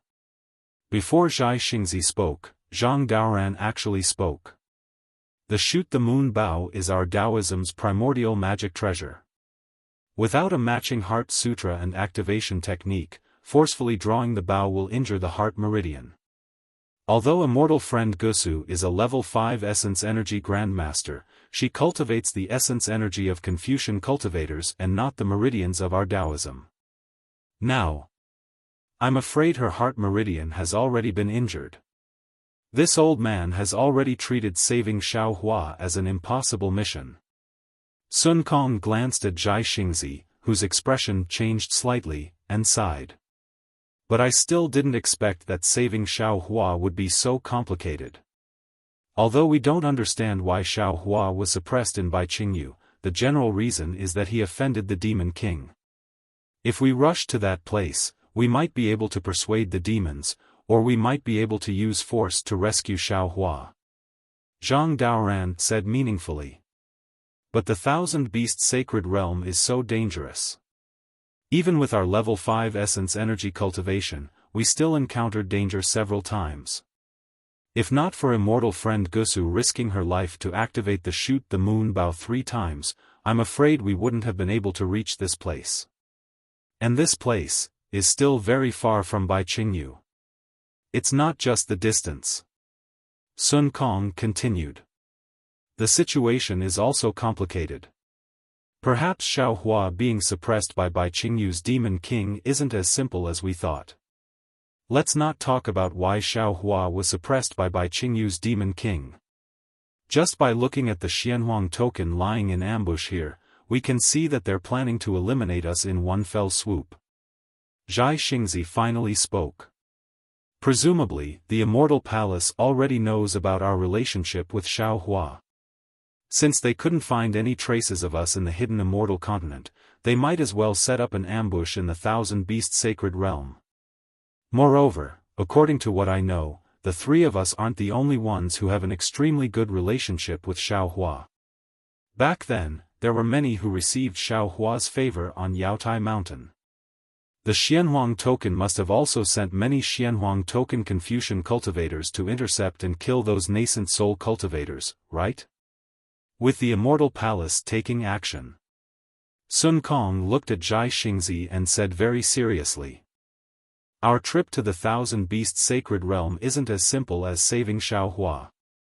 Therefore, Daoist Zhai Xingzi, it's inconvenient for you to bring immortal friend Gusu along, right?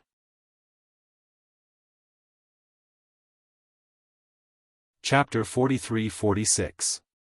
In my opinion, since Lady Gusu is already injured, why don't you bring her back temporarily? Or find a secret place?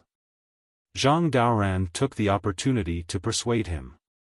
Unfortunately, before Zhang Daoran could finish, Zhai Xingzi cut him off. No. That's impossible. Sai, why do you have to do this? Zhang Daoran and Sun Kong sighed at the same time. Evidently, they weren't surprised by Zhai Xingzi's answer. Xiaohua has saved this old man's life, no, all of us. Zhai Xingzi replied calmly. Furthermore, if it weren't for Xiaohua, we wouldn't have been able to enter Tsang Langzi's cave abode, and we wouldn't have been able to enter the out-of-aperture stage so easily. In fact, all of this is secondary in my heart. What I value is Xiaohua's trust in me. It's undeniable that Xiaohua is the most important reason why the 3 of us can be so close to each other. If not for Xiaohua's unwillingness, the 4 of us would have become sworn brothers long ago. Although we haven't become sworn brothers, in my eyes, the two of you and him are already my brothers. I'm willing to sacrifice my life for all of you. Zhai Xingzi turned to look at Gusuqiu, who was recuperating, and said, there's a saying in the secular world, brothers are like limbs, while women are like clothes. Xiao is my lover, so I can't really treat her like clothes and throw her away. However, to save Xiaohua, I'm willing to follow the two of you to Bai Qingyu. Humph. Gusuqiu's cold voice sounded. Who dares to leave me here? Xiao A hint of awkwardness appeared on Zhai Xingzi's face. However, he still said resolutely, your injuries have worsened. It's really not suitable for you to head to Bai Qingyu. You should rest here. After we save Xiaohua, bullshit. Gusuqiu had already finished recuperating. She floated up and looked at Zhai Xingzi with bright eyes. Xingzi, do you remember what we said on Heartbreak Mountain? Zhai Xingzi's gaze was a little distant, as if he didn't dare to look into Gusuqiu's eyes. You know that it's a dead end. Why did you go and leave me alone in this world? You clearly know that after you leave, you won't be able to come back. Why do you have to leave me with loneliness? How can I live without you? Gusuqiu said word by word, when we left Broken Heart Mountain, we promised to live and die together, never to be separated again. Have you forgotten? Xingzi, do you know why I pulled the shoot the moon bow without hesitation? Do you know why I'm not afraid of the backlash from the shoot the moon bow? Because ever since I stepped into the Thousand Demons sacred realm with you, I never planned to return alive. Sigh. Zhai Xingzi sighed. He couldn't say anything. He reached out and hugged Gusuqiu. Only the warmth in his arms answered Gusuqiu's question. Sun Kong and Zhang Daoran glanced at each other before they tactfully moved to one side. After a while, Zhai Xingzi opened his mouth and said, Qiu, it's been hard on you. There's nothing to be sad about. Gusuqiu smiled and said, Xiaohua can be considered our matchmaker. Back then, I wanted to be a matchmaker to return this favor. However, that little girl Exian doesn't know what's good for her. There's nothing I can do. Today, I'll return my life to this brat. At this moment, Xiaohua naturally didn't know that Gusuqiu and the others were going to return their lives to him. He leisurely flew behind Shui Mingzi and Ao Zhantian with an arrogant expression. Xiaohua, a python dragon with a noble bloodline, was acting very well. In his eyes, there was only Ao Zhantian, a descendant of the dragon race. Of course, there was also a trace of disdain in his eyes. This was because Ao Zhantian wasn't a descendant of the Dragon Palace of the Four Seas, nor was he a descendant of the Dragon Island. As for Shui Mingzi, Su Tingzi, and the others, this python dragon Xiaohua didn't even look at them. It was as if looking at them would lower his status. Su Tingzi and the others were also filled with disdain when Xiaohua treated them like this. What was the difference between this and those despicable humans who tried to curry favor with the powerful? Su Tingzi and the others had seen a lot of this. However, Su Tingzi and the others couldn't help but admire this arrogant python dragon. Ever since they met Xiaohua, Su Tingzi and the others didn't even need to make a move against ordinary demonic beasts. This python dragon flew in front of them and raised its head, releasing a ferocious aura. All the demonic beasts in front of them would be scared witless. Even if they met some troublesome demonic beasts, Ao Zhantian, Shui Mingzi, and the other great grandmasters of the 5th level of origin energy couldn't deal with them. This python dragon with a powerful demonic body didn't use any special abilities and only released its original form. Its huge python body covered the sky as it smashed down. Most of the demonic beasts would be smashed into pieces, and they would also be scared witless. Of course, if they really met an incomparably powerful opponent, the python dragon Xiaohua transformed into wouldn't care about the life and death of Ao Zhantian, Shui Mingzi, and the others. It would escape without a trace. However, the strange thing was that every time Ao Zhantian, Shui Mingzi, and the others were about to be killed by the demon race, there would always be a mysterious demon race that would appear out of nowhere and break the deadlock that they were about to face. Moreover, these strange demonic beasts came in all shapes and sizes. Even Shui Mingzi had never heard of many of them. What left the deepest impression on Shui Mingzi was that once when they passed by a swamp, they saw an overwhelming number of man-eating demonic beasts surrounding them. Although Ao Zhantian's magic treasure was powerful and killed many of the demonic beasts, there seemed to be an endless stream of demonic beasts in the swamp. At that time, even the most vigilant python dragon didn't manage to escape in advance. Just as everyone was about to be killed, the nemesis of the demonic beasts suddenly appeared in the swamp. It was a type of vine that Shui Mingzi had never seen before. This vine was even more powerful than a 7th-level origin energy demonic beast. Wherever it went, the demonic beasts would collapse. In just half a cup of tea's time, the entire swamp was occupied by the vines.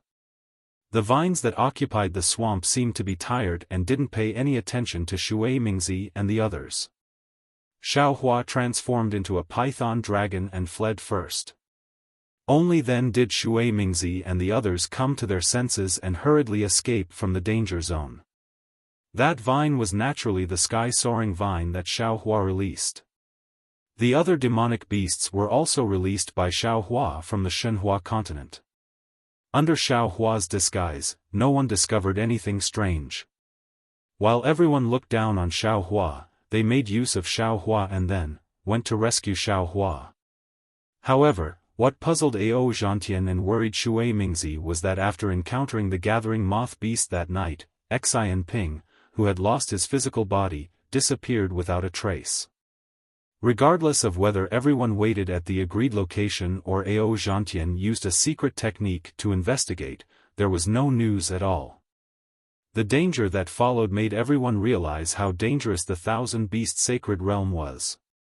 Everyone thought that Xian Ping's nascent soul had been swallowed by the demonic beasts or demonic beasts. In fact, not to mention Ao Zhantian and the others, even Xiaohua himself thought that Xian Ping's nascent soul had disappeared from this world.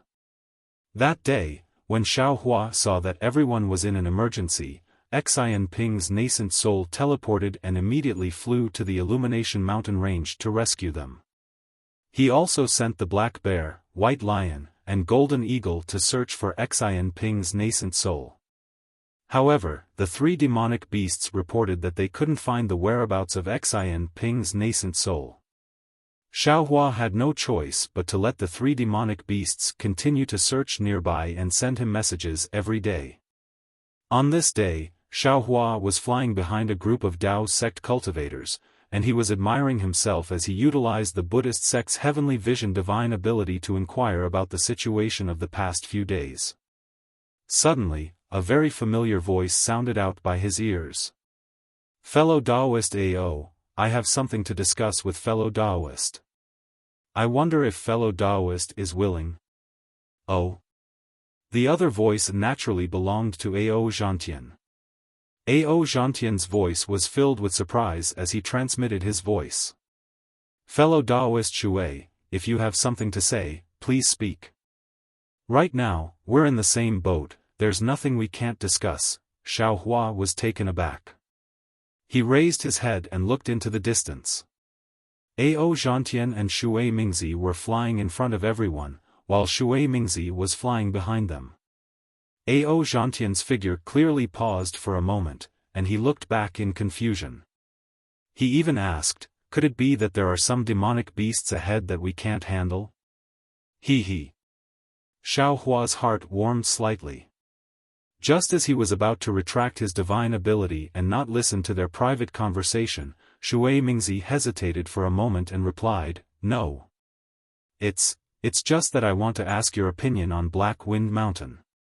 When Xiaohua heard this, he couldn't help but be shocked. He had been vigilant before, but when he saw Ao Zhantian, Shui Mingzi, and the others risking their lives to head to Bai Qingyu to save him these days, his vigilance had already mostly dissipated. But who would have thought that one may know a person's face but not his heart? Shui Mingzi had actually never extinguished his little bit of selfishness. Xiaohua ordered the black bear and the others to go far away and search for Xian Ping's nascent soul. Meanwhile, he used his heavenly vision divine ability to eavesdrop on the two's voice transmission. However, he was extremely surprised when he heard Ao Zhantian's voice transmission. Black Wind Mountain? What does fellow Taoist Shui mean? Wasn't Black Wind Mountain besieged by the Immortal Palace a long time ago? He. Shui Mingzi replied, fellow Taoist Ao, you know very well that with Xiaohua's methods, how could he give up the huge Black Wind Mountain so easily? How could he allow the disciples of Black Wind Mountain to die under the encirclement of the Immortal Palace? Oh, this old man understands now. Fellow Taoist Shui is talking about Taoist Zhao's disciples. Ao Zhantian's voice became even calmer as he said indifferently, I thought you were talking about Black Wind Mountain. Shui Mingzi didn't get angry and continued to ask, fellow Taoist Ao, what do you think of Xiaohua's disciples? Ao Zhantian was puzzled again and replied, fellow Taoist Shui, what do you mean by this? Those disciples belong to Taoist Xiao, what do they have to do with this old man? What can this old man think of them? He. Shui Mingzi chuckled and said, fellow Taoist Ao, since we're here and have experienced life and death together, this old man will be frank with you. This old man doesn't believe that, you're here purely to save Xiaohua.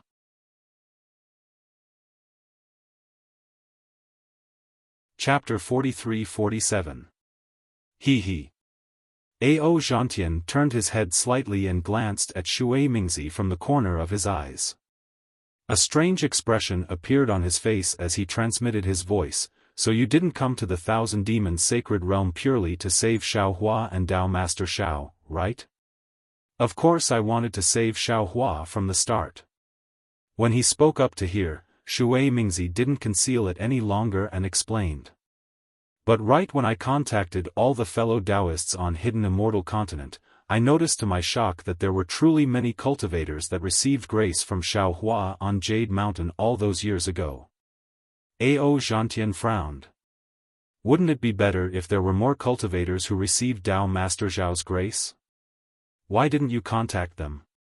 We can save Tao Master Xiao together. Shui Mingzi smiled bitterly and said, fellow Taoist Ao, although we were saved by Xiaohua that day, we were forced by Taoist Xiao to swear a blood oath of loyalty. Xiaohua's scheme is not small. I heard about Tao Master Zhao's blood oath and went to the Bronze Pillar Nation. I don't know why, but the blood steel is still there. No Confucian cultivators dared to overturn the blood steel. Ao Zhantian said meaningfully. If that's Tao Master Zhao's plan, I'm willing to do it even though I was forced. That day was that day. What about now? Does fellow Taoist Ao still think so? Shui Mingzi looked at Ao Zhantian and transmitted his voice with a smile. Xiaohua is being suppressed right now. There are many Taoist cultivators on the Hidden Immortal Continent who received his grace. This is not a small force. Did fellow Taoist Ao notice something special? Ever since the Black Wind Mountain was destroyed by the Immortal Palace, Xiaohua's disciples have never appeared on the Hidden Immortal Continent. Even when the news of Xiaohua being suppressed by Bai Qingyu spread, I didn't see any movements from the disciples of the Black Wind Mountain. Don't you think it's a little strange? Ao Zhantian smiled faintly and looked into the distance. After thinking for a while, he replied, I understand what fellow Taoist Shui means. Not to mention the number of disciples of the Black Wind Mountain, and not to mention the strength of these disciples. Xiaohua's trip to the Yaotai Mountain and the Taoist cultivators he won over is a force that no one can ignore. This time, fellow Taoist Shui went to Biqingyu to save Taoist Master Xiao. You plan to get a share of the loot, right? He. At this point, Ao Zhantian revealed the truth of the matter to Shui Mingzi. Shui Mingzi only chuckled and didn't say anything. Then how does fellow Water Dao friend intend to get a share of the benefits from Xiaohua? Ao Zhantian decided to get to the bottom of the matter. Shui Mingzi didn't answer. Instead, he asked, could it be that fellow Daoist Ao doesn't think so? Ao Zhantian didn't answer Shui Mingzi's question. Instead, he sent a telepathic message to Shui Mingzi. There are only two ways to reap benefits. The first is to rescue Xiaohua, discuss with Xiaohua, or cooperate with him, or ask him to give up a part of his power. The second. At this point, Ao Zhantian's eyelids twitched. He glanced at Shui Mingzi and said, kill Xiaohua directly. A dead Xiaohua was definitely more valuable than a living Xiaohua. Fellow Daoist can borrow Xiaohua's dying wish. Oh, or you can take Xiaohua's keepsake and take control of the Black Wind Ridge's power. That Black Wind Ridge disciple hasn't appeared for several hundred years. He must be hiding somewhere in the hidden immortal continent. After taking control of this power, you can use this power to cooperate with the Daoist cultivators who have received Xiaohua's favor. Fellow Daoist, the benefits you'll obtain will be much greater than rescuing Xiaohua. Fellow Daoist Shui, don't you think so? He he. Shui Mingzi smiled and sent a telepathic message. Fellow Daoist Ao is really good at thinking. It's really a pity that you didn't write a book. If this old man had second thoughts, why would I go through so much trouble to go to Biqingyu with fellow Daoist? Biqingyu's Demon King is suppressing Xiaohua and will kill him sooner or later. Wouldn't it be better for this old man to act after he kills Xiaohua? So, fellow Daoist is thinking of the first option? A faint smile appeared on Ao Zhantian's face again. That's right. Shui Mingzi nodded. This old man did have this idea. And now, this old man wants to discuss it with fellow Daoist. Huh? So you're saying that fellow Daoist is confident in rescuing Xiaohua? Ao Zhantian was a little surprised. I can't say that I'm confident, but I have some ideas. Shui Mingzi explained. When this old man was at the Black Wind Mountain, I once invited fellow Daoist. Oh, I remember now. You've told me about it before. You're on good terms with a great demon of the Thousand Demons Sacred Realm. Ao Zhantian replied in realization. Indeed. Shui Mingzi nodded. To be honest, this old man is similar to fellow Daoist Ao. I also have the bloodline of the demon race. This bloodline comes from the ancient Bell Mountain of the Thousand Demons Sacred Realm. This old man understands. Ao Zhantian nodded vigorously. Fellow Daoist Shui, you can use the influence of the ancient Bell Mountain's Demon King to rescue Xiaohua. Demon King? Shui Mingzi smiled bitterly and sent a telepathic message. Fellow Daoist Ao thinks too highly of me. How could I possibly have a relationship with a Demon King? I'm just on good terms with a great demon under the Demon King's command. Moreover, I don't know what the relationship between the ancient Bell Mountain and Biqingyu is like. I don't know if the ancient Bell Mountain can help in this matter. In particular, even if I'm on good terms with that great demon, the ancient Bell Mountain can still influence Biqingyu. I can't just ask the great demon to help me, right? I understand. Ao Zhantian nodded again. Fellow Daoist Shui, are you planning to use Xiaohua's power as a bargaining chip to negotiate with the great demon of the ancient Bell Mountain so that the ancient Bell Mountain can help you? AI, yes. That's what I'm really thinking. Shui Mingzi replied, I was just testing you. I'm ashamed. Ao Zhantian narrowed his eyes and revealed a disdainful smile. The two of them had been testing each other in such a roundabout way for so long. How could he believe that this was Shui Mingzi's original intention? He didn't hide his suspicions and sent a telepathic message. If fellow Daoist Shui is so considerate of Xiaohua, then there's no need for us to send a telepathic message, right? We just need to discuss this matter with the other fellow Daoists. He he. Shui Mingzi smiled mysteriously again and replied, "This is indeed my original intention. However, after seeing how difficult it is to enter the Thousand Demons' sacred realm and how much we've sacrificed, I had another idea. Isn't that why I'm discussing this with fellow Taoist Ao right now? Right now, you and I are both at the 5th stage of the origin energy realm and have the qualifications to take over the power behind Xiaohua. If we work together, our chances will be greater." Greater? Ao Zhantian was a little confused. Who has the strength to surpass us? I don't know. Shui Mingzi replied. However, I feel that we might not be the only ones who came to the Thousand Demons' sacred realm to save Xiaohua. If other cultivators also want to come and take advantage of us, we have to be on guard. On guard? Ao Zhantian frowned and said with a smile, "If that's the case, then fellow Taoist Shui should be on guard against me first, right?" Ha ha ha. Shui Mingzi laughed heartily. "If I were to be on guard against you, why would I need to be so honest with you? You and I have experienced life and death together on the Yaotai mountain. When I came to the Thousand Demons' sacred realm, I also invited you to come with me. If I can't trust you, then who can I trust?" Upon hearing this, Ao Zhantian opened his mouth as if he wanted to ask something.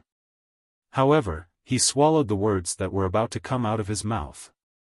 His gaze swept across the dozen or so nascent soul cultivators to his left.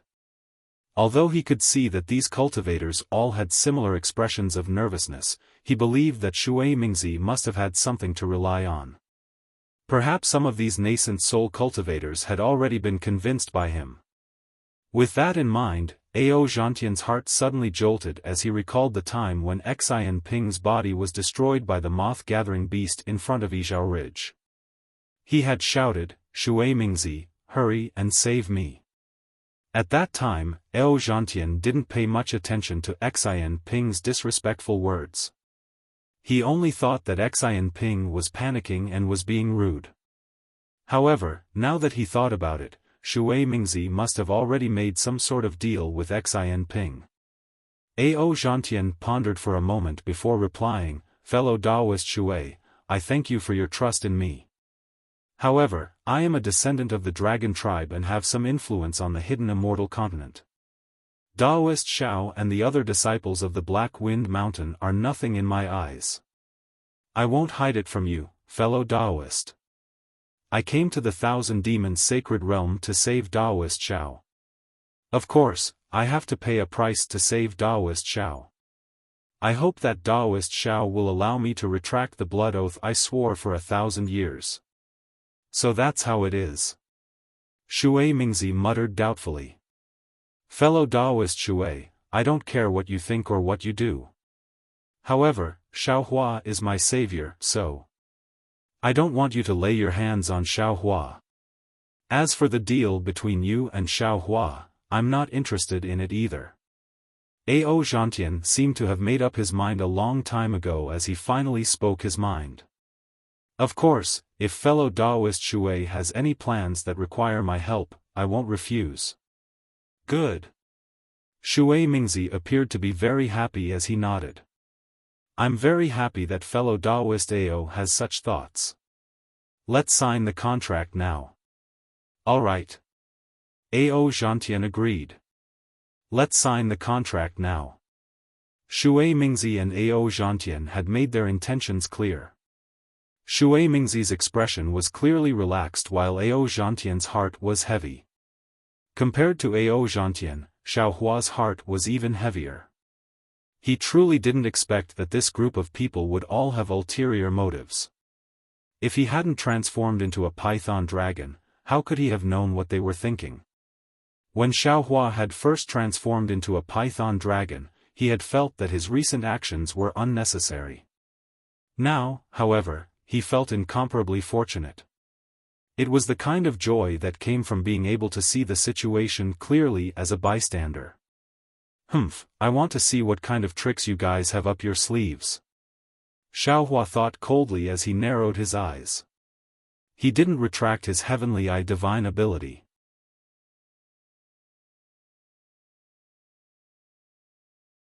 Chapter 43-48.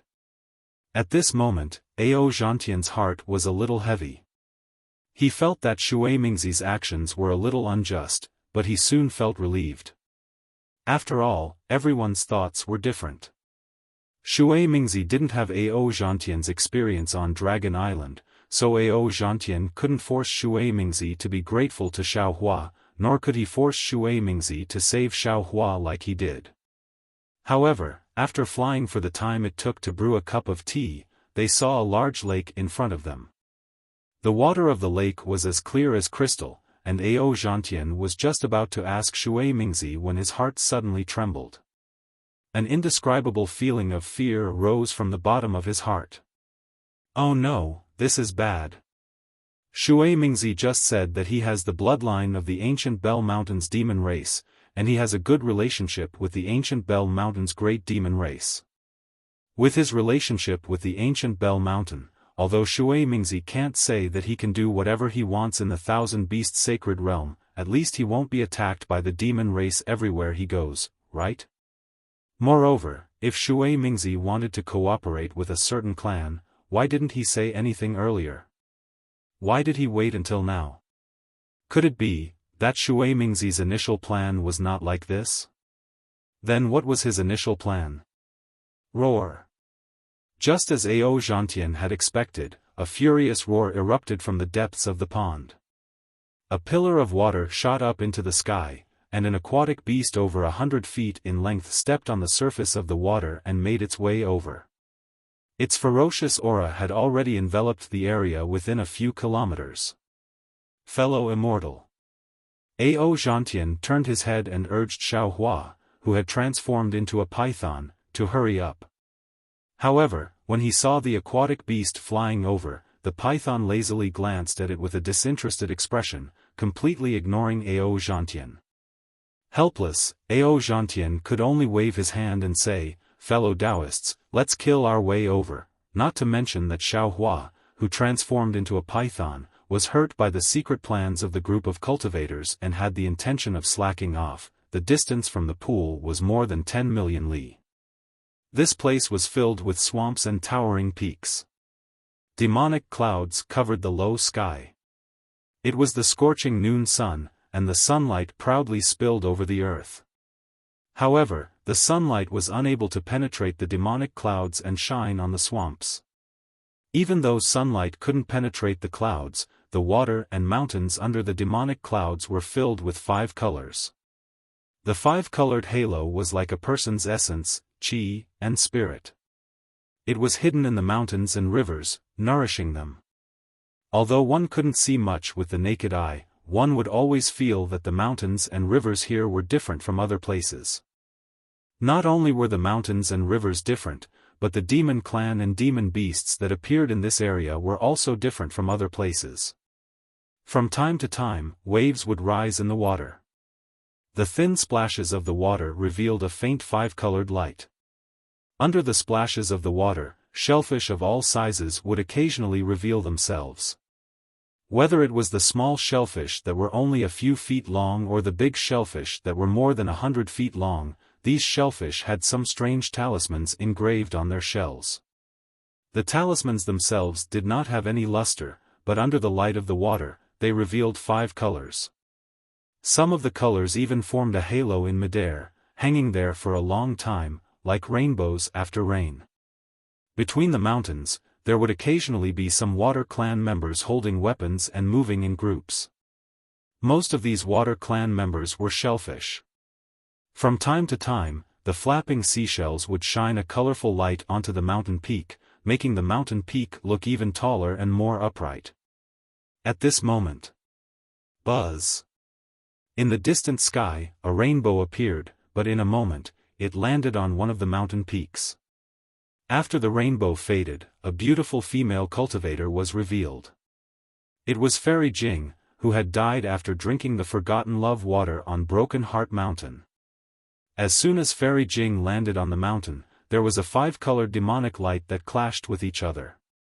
The demonic light rushed out of the mountain about 100 feet to the left of Fairy Jing and turned into hundreds of oval-shaped halos that enveloped Fairy Jing. Wherever the halos landed, the energy of the world was isolated and the space was restricted. Even the sunlight and the water were blocked. It looked very strange and powerful. Seeing this, Fairy Jing wasn't in a hurry. The three-colored light around her flashed and a heart shell appeared out of thin air. This heart shell was different from the one she gave to Xiaohua. Not only was the heart shell several times larger, but there were also many more lines on the heart shell. What was special was that the tricolored light of the lines shrank and contracted slightly. It gave off a feeling that made one's heart tremble. It was as if it was a voice or a gaze that made one involuntarily intoxicated. After Xian Bei was taken out, the tricolored light suddenly swelled in all directions and landed within the five-colored demonic light. The five-colored demonic light paused in midair, but the tricolored light did not stop. It continued to spread in all directions. When the light had swelled by over 100 feet, the five-colored demonic light shattered with a bang. While most of the demonic light entered the mountain rocks, a small portion of the demonic light turned into a fist-sized banner that charged into the swamp below the mountain peak. The demonic light fell into the lake and there was another loud bang. A pillar of water rushed out from the bottom of the lake and more than a dozen demons came out with weapons in their hands. "Who are you? Are you the king's descendant?" The patrolling demons saw that Fairy Jing was a human and was standing on the mountain peak safe and sound. Although they didn't see the heart shell, they knew that she was the descendant of Demon King Bai Qingyu. Although their tone was very serious, there was a hint of intimacy in their tone. "I am Li Jing." Fairy Jing smiled and didn't bow. She raised her hand and took out a beast skin from her chest and answered proudly, "Today, I came back to the mountain under the king's order to kowtow. Please report to me, patrolling mountain." "The king's order?" The leader was shocked and looked at Fairy Jing in disbelief. A large hand reached out from the shell and said respectfully, "Please show me the king's order, Fairy." "Oh?" Fairy Jing was also puzzled. As she handed the beast skin to the patrolling demon, she said curiously, "Normally, when I return to the mountain, even my token won't be carefully checked, let alone the king's order. What's going on today? Could it be that Bai Qingyu has undergone some changes?" The mountain patrolling envoy took the beast skin and used his yuan will to probe it. He saw that the five-colored demonic light on the beast skin was like five-colored lines that interweaved in an orderly manner within the beast skin. Waves of auras that he was familiar with seeped out from the runes on the beast skin. The mountain patrolling envoy knew that Fairy Jing was right, so he returned the beast skin to her. Then he answered with a smile, "What can happen to me, Bai Qingyu? Not to mention the demons of the thousand-demon sacred realm, even the Confucian cultivators of the hidden immortal continent and the Buddhas of the Western paradise wouldn't dare to find trouble with me, right?" Fairy Jing took the beast skin and said with a smile, "Then, is there a joyous occasion in the mountain?" "Hee, it's not really a joyous occasion. It's just a banquet," the patrolling demon said without a care. "Banquet?" Fairy Jing was even more puzzled. "What kind of event is that?" "PFFF, PFFF, PFFF. Just as Fairy Jing asked that, she heard a series of muffled thunder in the sky. A flying imperial artifact that looked like a flower basket appeared between the clouds.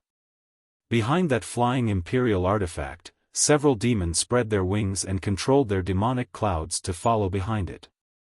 "Damn it!" The patrolling demon who was talking to Fairy Jing cursed and ordered, "How can we let them rush here?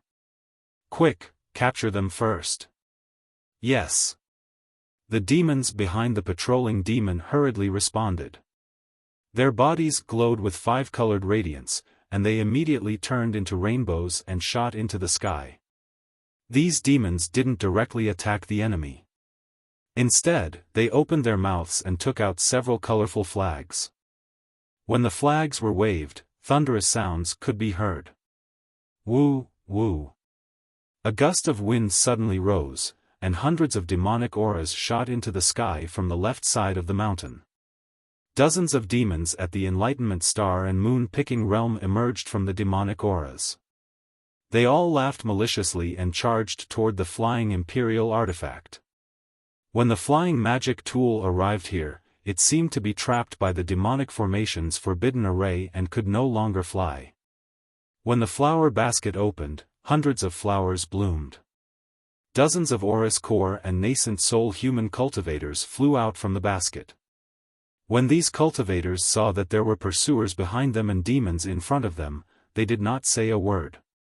Each of them channeled their magic power and all kinds of magic treasures fell down to attack the demons that surrounded them. Humph. The patrolling demon was originally a bit nervous, but when he saw that the magic treasures of these human cultivators had dimmed and that there were limited signs of the heaven-earth origin chi around them, he couldn't help but feel his nervousness gradually dissipate. He coldly snorted and said, "These ants actually dare to participate in the banquet." Fairy Jing was puzzled, but when she saw the humans fighting against the demons, she didn't dare to ask too much. She only focused on watching. Just as the mountain patroller had expected, the several dozens of human cultivators were no match for the demons.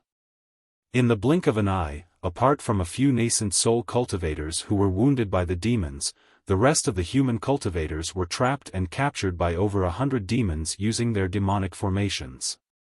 When the pursuing demons spread their wings and whizzed away, the demons who had captured the human cultivators rushed into the swamp. Fairy Jing said, "Mountain Patrol Envoy, what's going on here?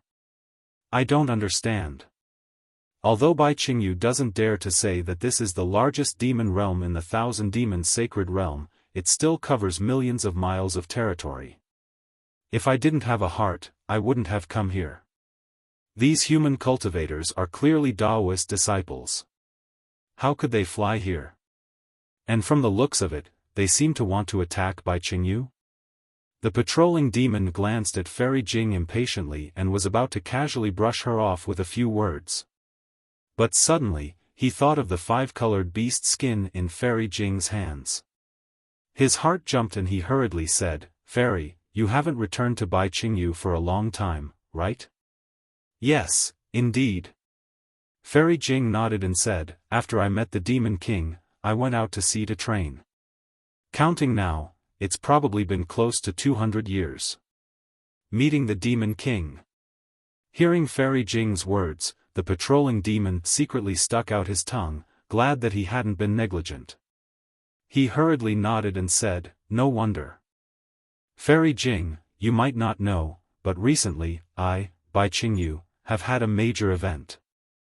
It's the banquet I mentioned to you earlier."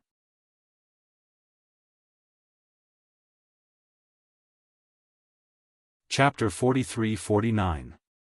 Seeing that Fairy Jing didn't understand, the Mountain Patrol Envoy continued, "I don't know what the Qing banquet is all about.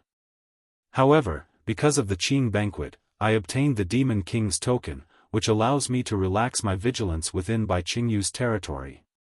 Regardless of whether they are here to participate in the Qing banquet or not, they will be allowed to enter the depths of the demon territory. However, the Demon King's token also clearly states that the area within 10,000 miles of the Demon King's cave is a forbidden area. Humans aren't allowed to enter. Just now. Maybe it's because the flying artifacts of the humans here are too powerful that they managed to sneak in?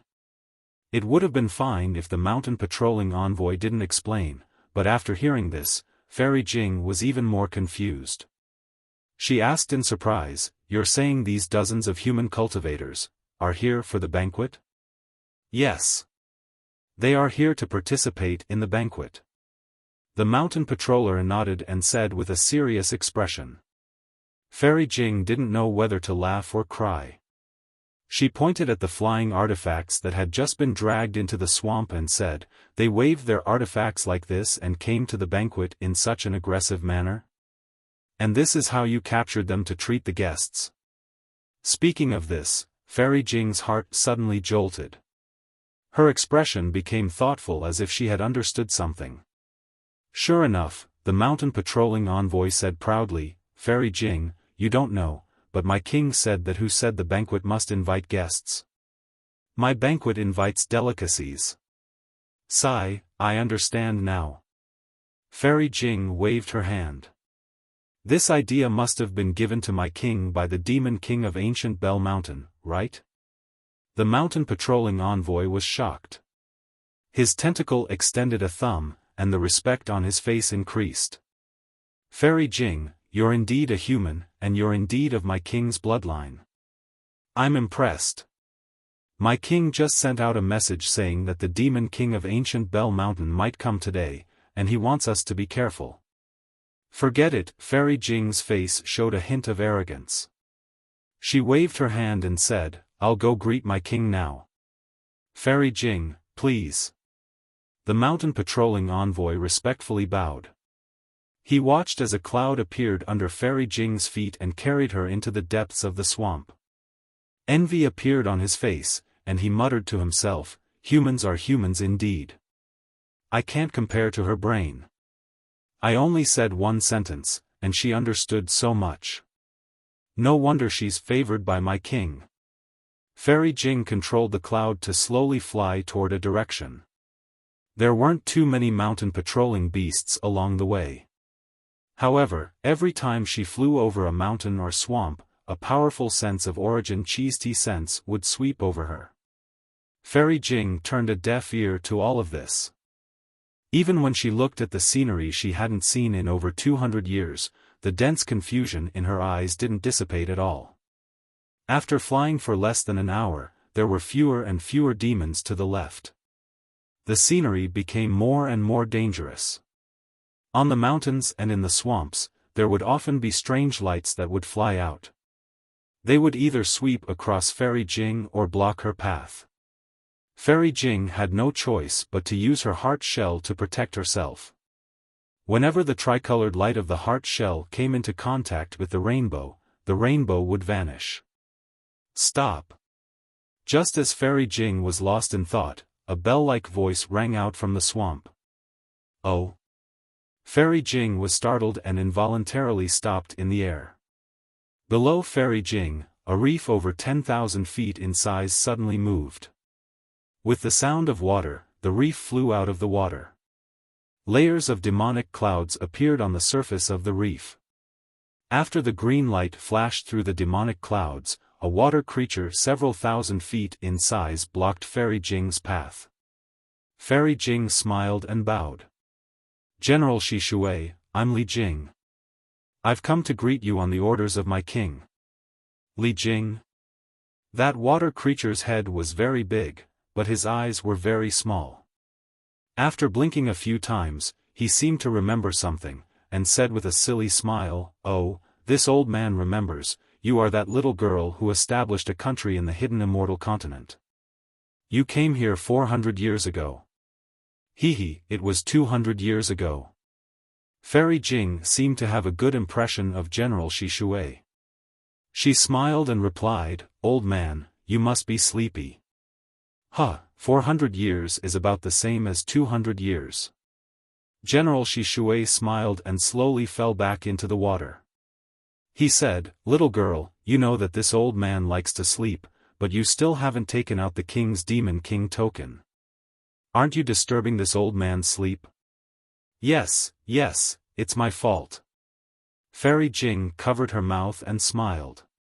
She quickly took out the 5-colored beast skin. The beast skin immediately gave off a hazy light that covered Fairy Jing. Seeing the 5-colored beast skin, General Shishui's body fell into the swamp and turned back into a huge reef. Fairy Jing looked up at the huge island 100 miles away. She took a deep breath and flew over. As they approached the island, the scenery on the island entered Fairy Jing's eyes. There were palaces all over the island. These palaces were dazzling with extraordinary auras. Outside each palace, there were water creatures in colorful clothes. They were either carefully walking or holding their breaths while standing respectfully. Powerful auras rushed out of each palace without any concealment. This was indeed the palace of a demon king. Fairy Jing flew to the front of the island, but she wasn't in a hurry to enter. Instead, She raised her hand and pointed at her heart shell. The heart shell was like a bright star that flashed with brilliance. She then pointed at the 5-colored beast skin. The beast skin landed on the heart shell. Whoosh! The 5-colored halo on the beast skin suddenly penetrated the beast skin and turned into the shape of a heart shell that rushed into the air above the island. Pop! Like a bubble bursting in the air, the scenery in front of Fairy Jing suddenly shattered. A 5-colored whirlpool in the shape of a heart shell appeared out of nowhere. Junior Li Jing has come to greet the king. As the ruler of a country, Fairy Jing was very respectful at this moment. She faced the whirlpool in the air and raised her voice. After a long while, a thunderous voice came out from the whirlpool. Li Jing? Oh, it's you. Why are you only here now? As the voice passed, 5-colored brilliance flew out of the whirlpool and covered Fairy Jing's body. Whoosh! Fairy Jing's body and heart shell were sucked into the whirlpool at the same time and disappeared in a moment. When Fairy Jing's body reappeared, she was already in an extremely large space. The space looked similar to a cave, but the walls of the cave were not made of ordinary rocks. 5-colored lights were emitted from the walls of the cave. Faintly discernible demonic clouds were gently drifting, and there were many splashes of water that bloomed and faded from time to time. The walls looked very far away, but as far as the eyes could see, the nearly transparent walls were extremely close. Not only were the innumerable talisman markings on the walls clearly visible, even the water ripples outside the walls could be clearly seen. Fairy Jing stood still in the space and looked down at the crystal-clear ground under her feet. At this moment, there were auspicious clouds surging on the ground, as if they were dancing in the wind in the sky. Fairy Jing understood that she had arrived at Bai Qingyu's Demon King Cave. However, there was one thing she didn't understand. Where on the island was the Demon King Cave? When she first entered, Fairy Jing thought that she was on the island, which meant that she was in one of the many palaces. But now that she thought about it, Bai Qingyu's demons were all of the water race. The palaces on the island were probably an illusion. The Demon King's cave should be under the island. When she came in the second time, she made a new discovery. She felt that the Demon King cave was in a space high up in the sky. But when this thought appeared in her mind, she couldn't help but laugh. What did the location of the Demon King cave have to do with her? What was the point of thinking so much? Li Jing, why are you only here now? Do you think you have the power to fight against this king now that you're in charge of a country? Before Fairy Jing could raise her head, a powerful intent came out of nowhere and pressed down like a mountain. A rather unhappy voice sounded in her ears. Let this king tell you, you're just a human descendant of this king. I, Bai Qingyu, have hundreds of humans like you, if not 1,000. This king can find someone to replace you at any time. If it were any other time, Fairy Jing would have panicked and knelt down to beg for forgiveness. But now, an inexplicable sadness rose from the bottom of her heart. Although Fairy Jing knelt down, she didn't beg for forgiveness like before. Your Majesty, after this concubine bid farewell to you, I didn't stay in the 1,000 Demons' sacred realm for even a moment. Then, I went deep into the West Ocean to train. In the past 200 years, I haven't set foot in the 3 continents. When this concubine returned to the hidden immortal continent, I saw your Majesty's Demon King token. This concubine rushed over without stopping and didn't dare to be negligent. Oh? Is that so? That voice didn't believe Fairy Jing's explanation and said coldly, this king doesn't care where you went. What this king knows is that because you didn't come in time, you almost delayed this king's important matter. Therefore, this king must punish you. Yes, this concubine understands. Fairy Jing's heart was filled with sorrow and resentment. However, that voice changed the topic and said, the ancestor liked the jade eyes you brought back last time. He said that you've done a great service for Bai Qingyu and wanted to reward you greatly. Now that I think about it, you've atoned for your crimes. This king won't reward you. It's fine. Fairy Jing replied indifferently. This concubine works for your majesty and doesn't ask for any reward. Get up. That voice said, this king has a few questions for you. Yes. Fairy Jing stood up and looked up at the top of the space.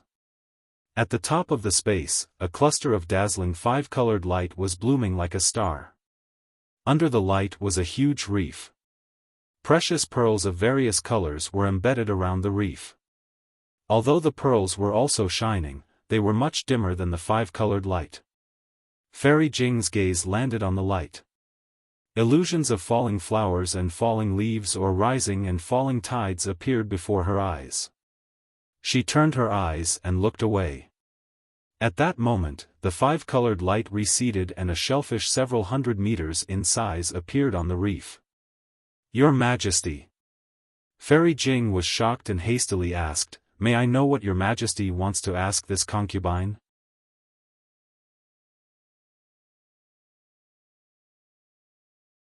Chapter 4350.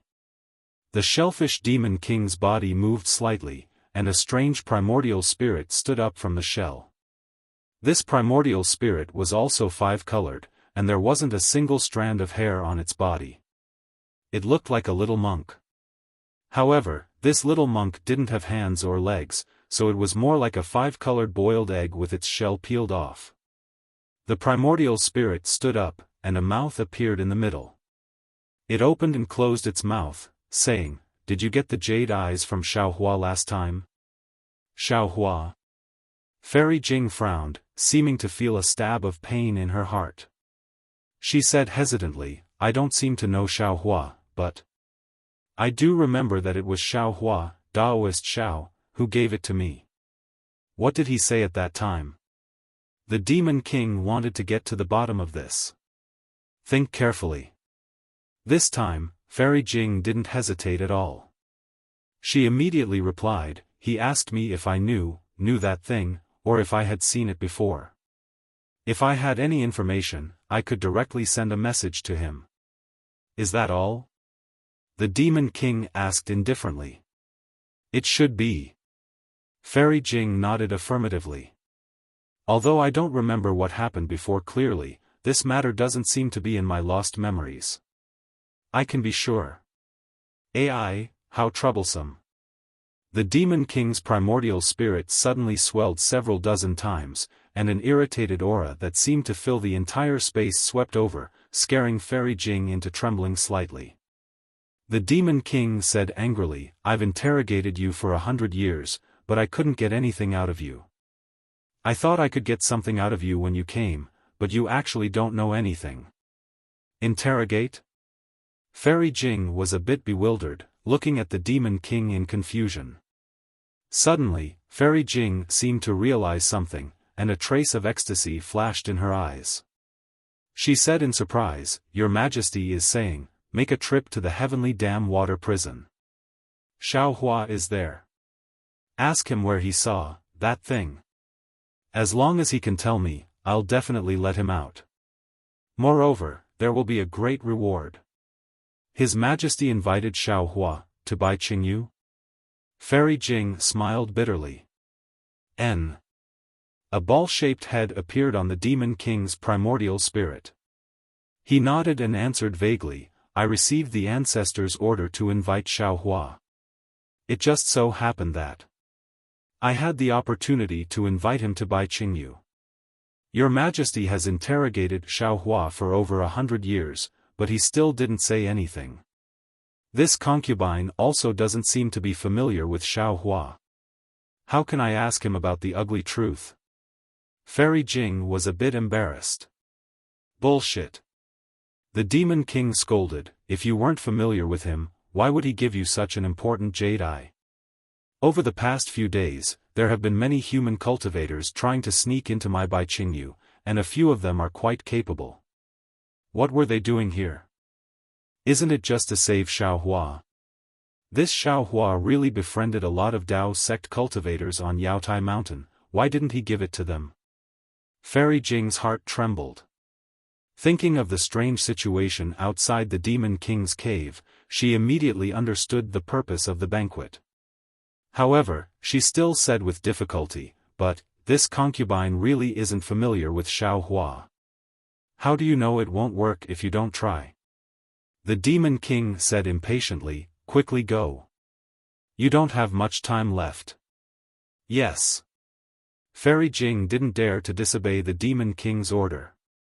She hurriedly bowed and walked towards the cave behind her. However, she only took a few steps before suddenly pausing. She paused for a moment. However, she only paused for a moment before raising her foot again and walking towards the cave entrance. However, at this moment, Fairy Jing's heart was in turmoil again. The Demon King has interrogated Xiaohua for over 100 years, but he didn't get any information. He must have lost his patience. That's why he organized the banquet to lure the cultivators of the hidden immortal continent who are on good terms with Xiaohua. He can use them to find the information he wants and even use those cultivators to interrogate Xiaohua. The day of the banquet was supposed to be the day Xiaohua was killed. No wonder the Demon King said, "I don't have much time left." It's also strange, Xiaohua. Why does this name sound so familiar? But why is my impression of him so vague? I really don't understand what's going on. Who cares? What does Xiaohua's death have to do with me? Fairy Jing thought as she walked to the cave entrance. There seemed to be light outside the cave, causing Fairy Jing to squint her eyes. She couldn't see the situation outside clearly. When she stepped on the light, it immediately turned into a light screen and slowly opened. Fairy Jing walked out of the light screen. She was clearly outside the island again. Fairy Jing looked around. There was still a hazy mist to her left. It didn't seem to have changed since she entered. Fairy Jing didn't move towards the so-called Heavenly Dam water prison because she didn't know where it was. A moment later, a snake-like demon flew out from the island and arrived in front of Fairy Jing. He said respectfully, "Fairy, I am under the orders of the Demon King to send you to the Heavenly Dam water prison. Thank you for your trouble." Fairy Jing responded faintly and flew with the demon. After flying for a while, a tall mountain peak that looked like a cauldron appeared in their field of vision. Then, there was a deafening roar, and the whistling of flames could be heard. Fairy Jing released her divine sense, but it was blocked by a strange restriction after just a few miles. She couldn't extend it any further. Who? Just as Fairy Jing withdrew her divine sense, a dozen demon beasts in armor flew out of nowhere. They raised their weapons and blocked Fairy Jing and the water snake. The water snake took out a 5-colored shell and loudly said, "I'm under the Demon King's order to send the humanly Jing to the Heavenly Dam water prison." When the patrolling demon beasts saw the 5-colored shell, they immediately bowed and moved aside. After the water snake and Fairy Jing flew past, they didn't dare to go to other places to patrol. They were only a few dozen miles away from the mountain when Fairy Jing encountered 14 patrolling teams. Each team dutifully stopped them and interrogated them. The water snake dealt with all of these investigations. Fairy Jing only quietly watched as the mountain grew closer and closer. The mountain was thousands of feet tall and straight. There was no mountain path to go up or down. The stone walls of the mountain were densely covered with holes of various sizes. Every single one of these holes was filled with fiery light, and every single one of them was letting out clanging noises. The top of the mountain was like a giant torch. Flames hundreds of feet tall rushed into the sky. Above the flames, there was nearly 1,000 feet of black smoke billowing. The black smoke gathered in the sky and condensed into a strange ghost head. It didn't dissipate for a long time. Whoosh! Suddenly, an indescribable cold wind blew on Fairy Jing's body. Although Fairy Jing had a protective light around her, she couldn't help but feel cold when the cold wind blew. She couldn't help but shrink her neck and even tug at her clothes. "Stop! Seeing that the water snake was about to take Fairy Jing into a huge cave at the bottom of the mountain, a cold voice came from the sky. Fairy Jing's expression didn't change. She slightly raised her head and saw a demonic light rush out from each of the 5 caves. The 5 demonic lights were different. When they fell on top of Fairy Jing's head, they condensed into a ball. A platform dozens of feet large appeared in the light. A beautiful conch woman stood on the platform and looked at her with vigilance. Fairy Jing was a bit surprised and didn't answer. The water snake still raised the 5-colored shell and said loudly, "Under the orders of the Demon King, I'm here to send Li Jing of the human race to the Sky Dam water prison." The conch woman nodded and waved her hand. The 5-colored shell fell into her hand. After she looked carefully, she returned the shell to the water snake. If it was an ordinary patrolling demon, they would have waved their hand and let Fairy Jing and the water snake enter. But this conch woman was different. She ignored the water snake and looked at Fairy Jing, asking, "Are you Li Jing, the human descendant of Bai Qingyu?" Fairy Jing didn't know where this conch woman came from. But seeing the woman's knife-like eyes looking at her from head to toe and the fact that she was in charge of the water prison, she could only bow and say, "This concubine is Li Jing."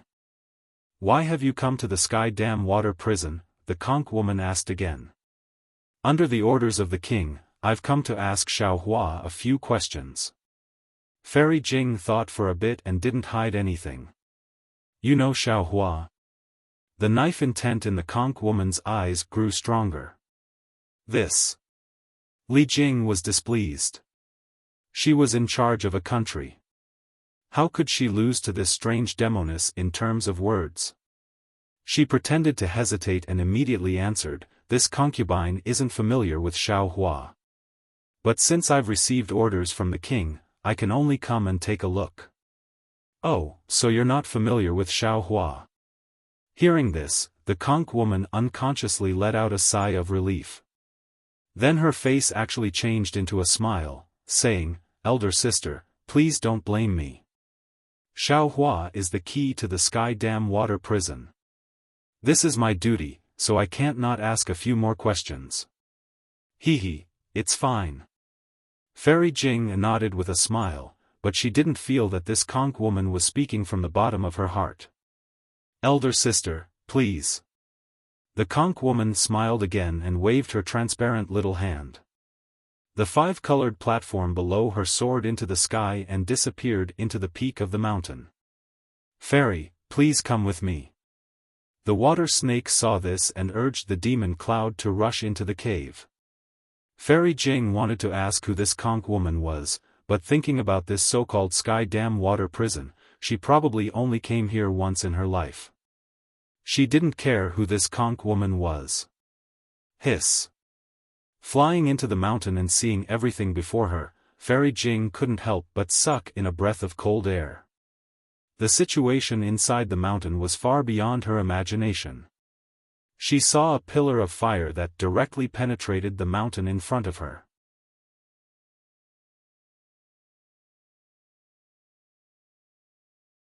Chapter 43-51. The magma and flames inside the pillar of fire roared like crazy, and a series of muffled thunderclaps came from the pillar of fire.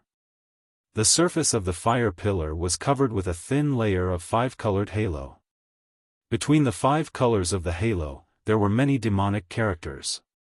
These demonic characters were like clever tadpoles that swam in the halo. Every time the demonic characters swam, there would be a kind of obscure fluctuation. As the fluctuation fell into the void, countless light pillars of stars and moons would rush out from the void. The light pillars of stars and moons did not directly enter the surface of the fire pillar. They only landed a few feet away from the surface of the fire pillar. With a roar, the light pillars transformed into talismans that were similar to demonic characters. The talismans fluttered up and down the fire pillar like dancing butterflies. When these butterflies were tired, they would find a demonic character that was similar to the talismans and land on it. As the talisman fell, a flower-like shadow appeared within the pillar of fire.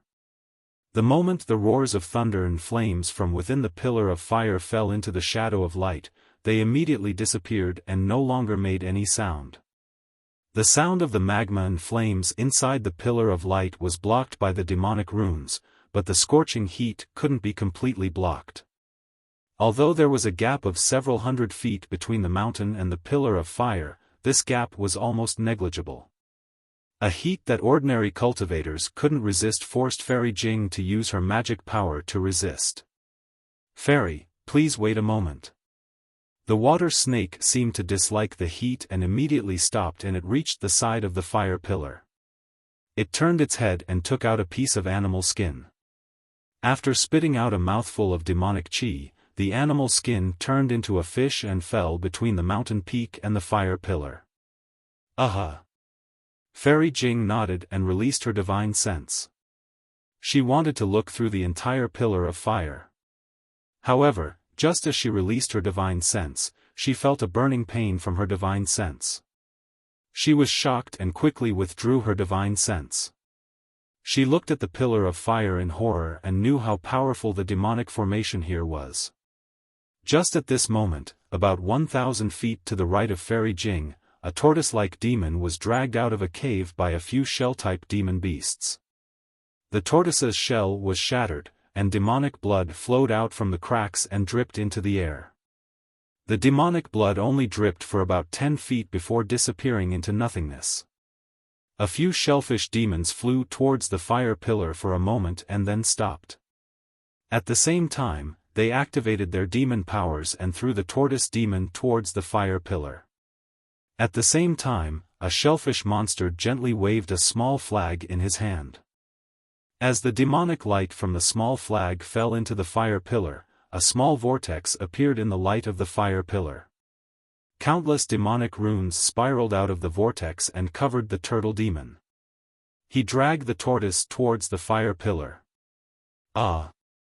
As soon as the tortoise monster touched the surface of the fire pillar, it immediately let out a heart-wrenching scream.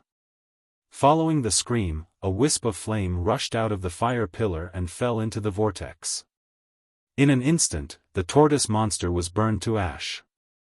When the whirlpool fell into the fire pillar, the few shellfish monsters put away the small flag and flew back into the cave and disappeared. Sigh, how is this the heavenly dam water prison? This is clearly the fire pillar hell. Fairy Jing only took a glance and couldn't help but sigh. What was strange was that she looked down at the bottom of the fire pillar with uneasiness. A sense of worry and uneasiness came from the depths of her heart. Just at this moment, a gust of wind came from the edge of Fairy Jing's vision and arrived before her in just a few breaths. Oh! Mid-stage 4th grade origin energy. And, the origin intent is actually not afraid of being burned by the fire pillar. Fairy Jing was startled and couldn't help but think to herself. Before the gust of wind arrived, a powerful origin intent swept over and landed on Fairy Jing. Fairy Jing narrowed her eyes and looked at the origin of the gust of wind. Immediately, a demon clan member that was several feet tall and covered in a black shell flew out from the light shadow. The demon clan member's body was hidden in the shell, and its true appearance could not be seen. Only 2 tentacles extended from the sides of the shell, and the tentacles were holding a demon weapon that looked like a sledgehammer. Greetings, emissary. The demon's origin intent landed on the water snake's 5-colored hide. He stopped in midair and respectfully saluted. This is Li Jing of the human race. She's here on the king's orders to ask Xiaohua a few things. The water snake had repeated this so many times that he himself was getting impatient. Emissary, please. The shelled demon ignored Fairy Jing and respectfully said to the water snake. I won't go down. The water snake waved his hand. First check the king's order and take Li Jing down. I'll wait here. Then take Li Jing back to the king. Yes.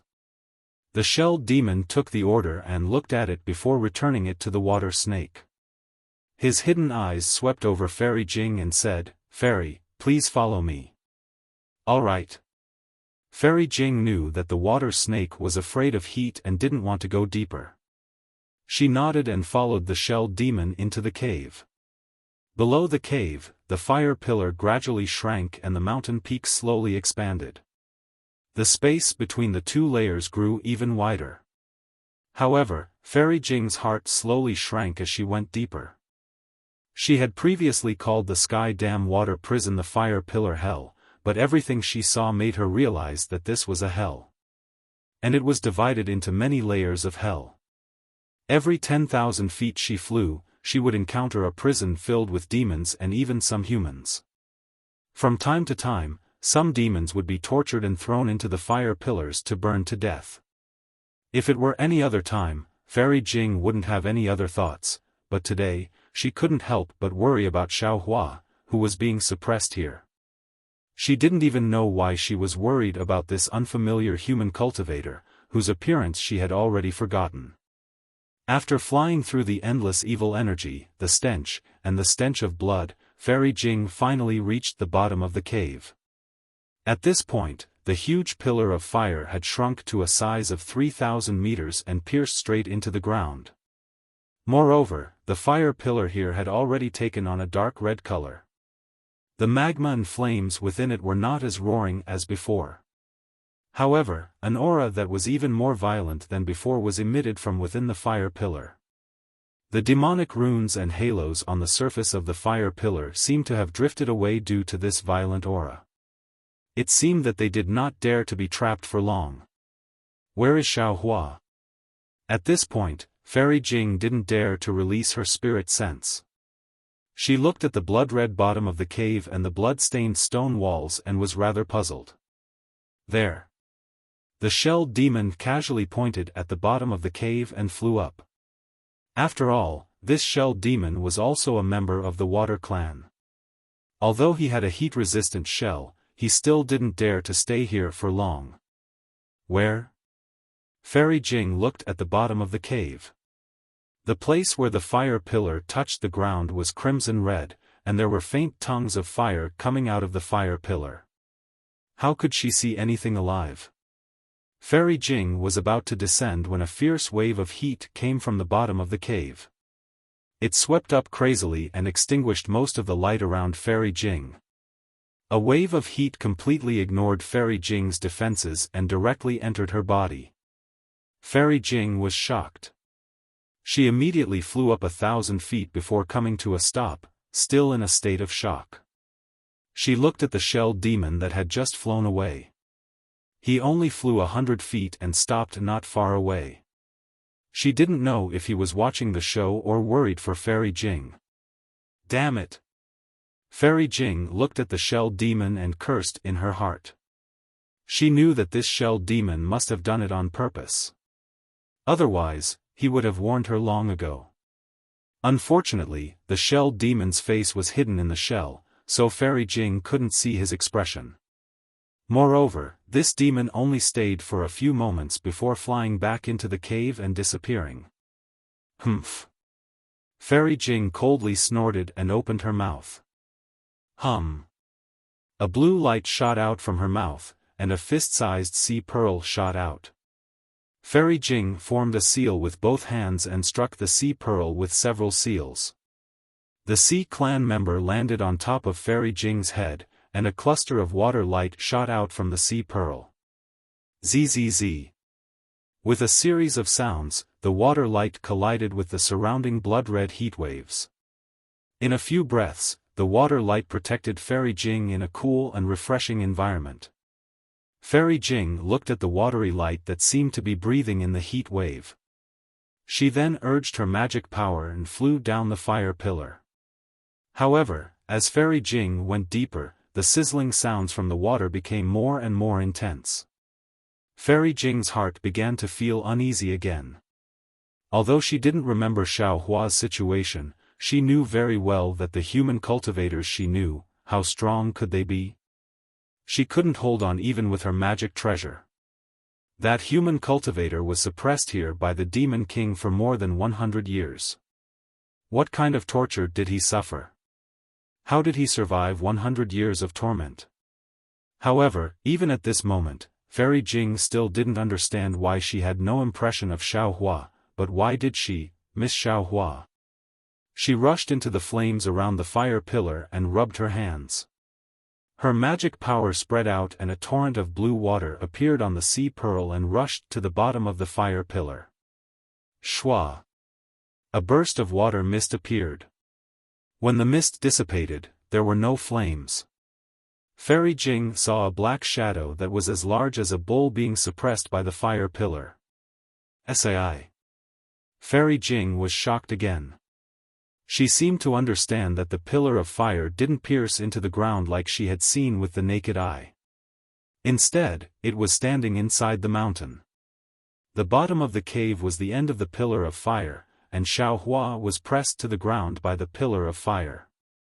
When Fairy Jing flew down several dozen feet and saw the black shadow, her heart ached. That black shadow was a human head. At this moment, it was lying on the ground with only the back of its head pointing to the sky. Compared to the thousands of feet tall pillar of fire, this head was truly tiny and pitiful.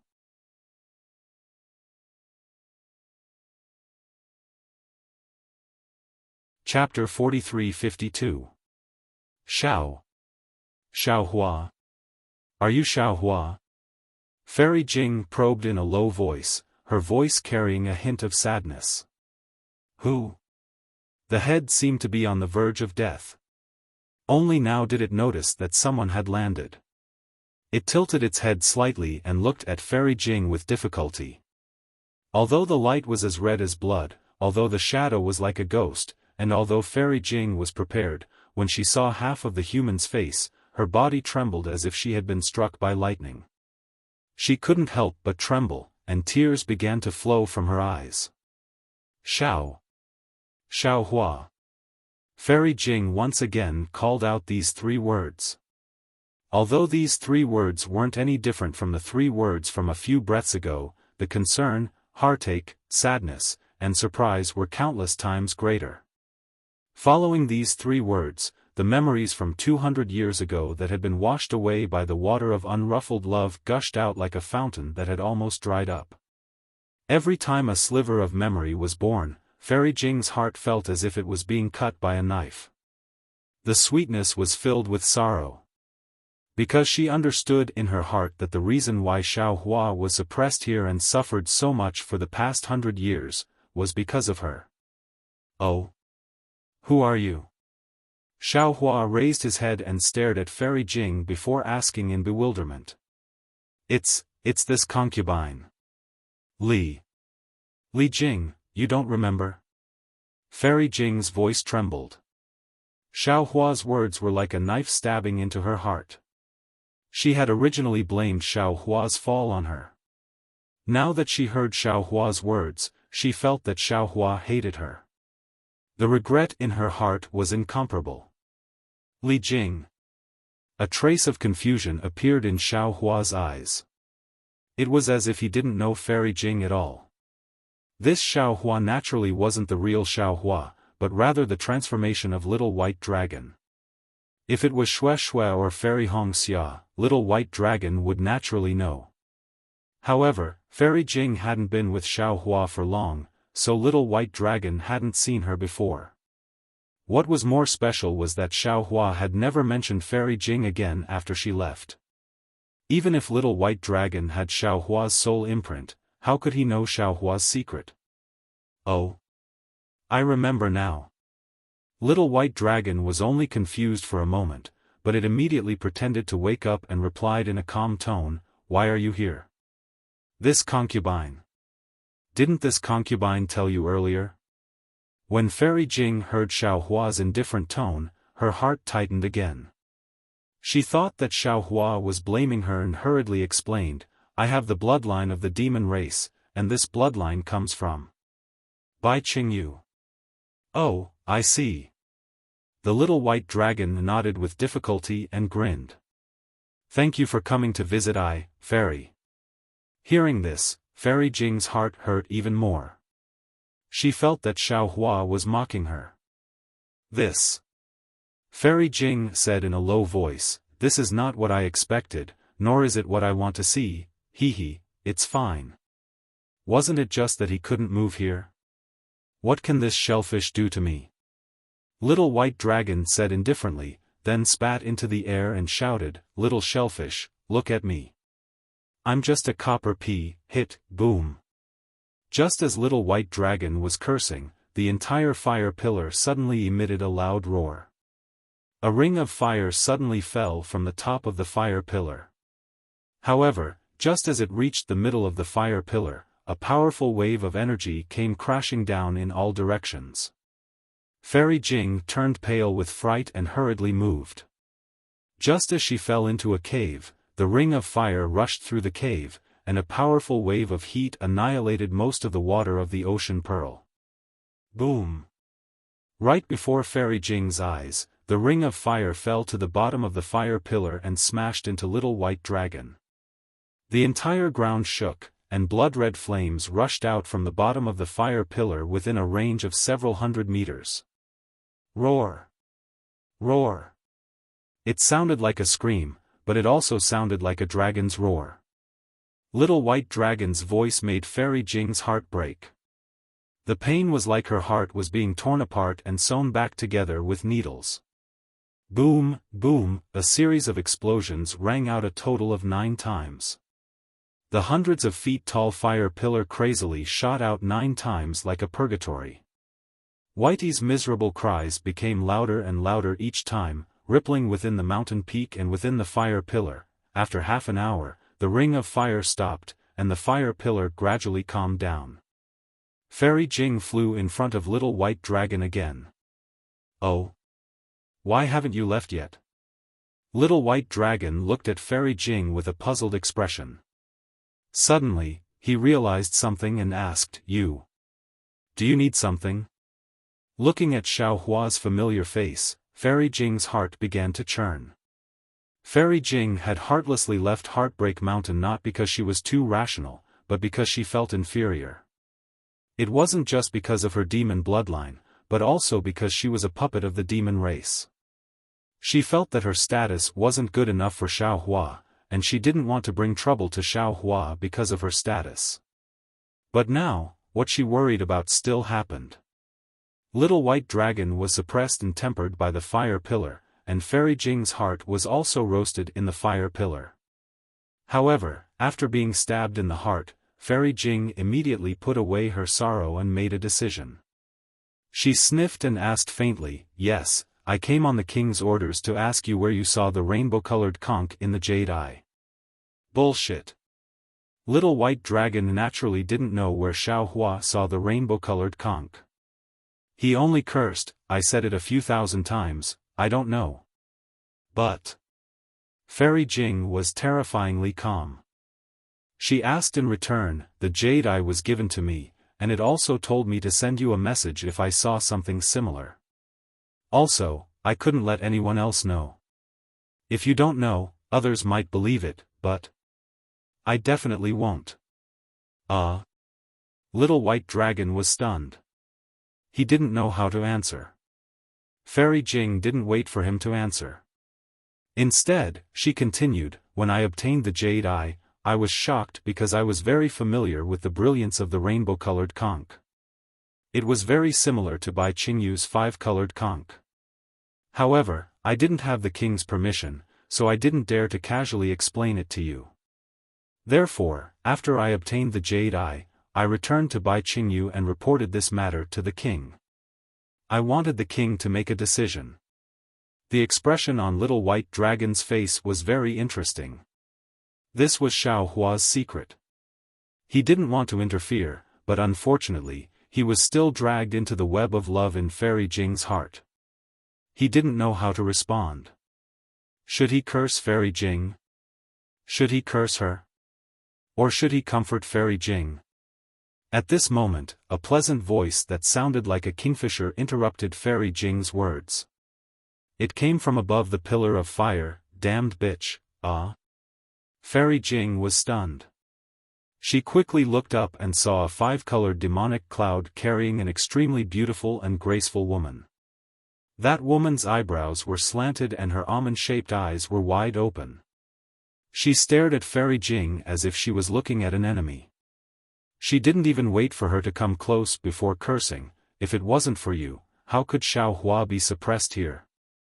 You actually have the face to interrogate me? Look at your withered appearance. You still dare to act pitiful here? If I were Xiao Hua, I would definitely drown you with my spit. Who are you?"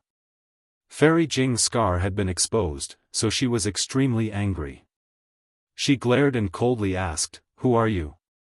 "Wu." That woman sneered.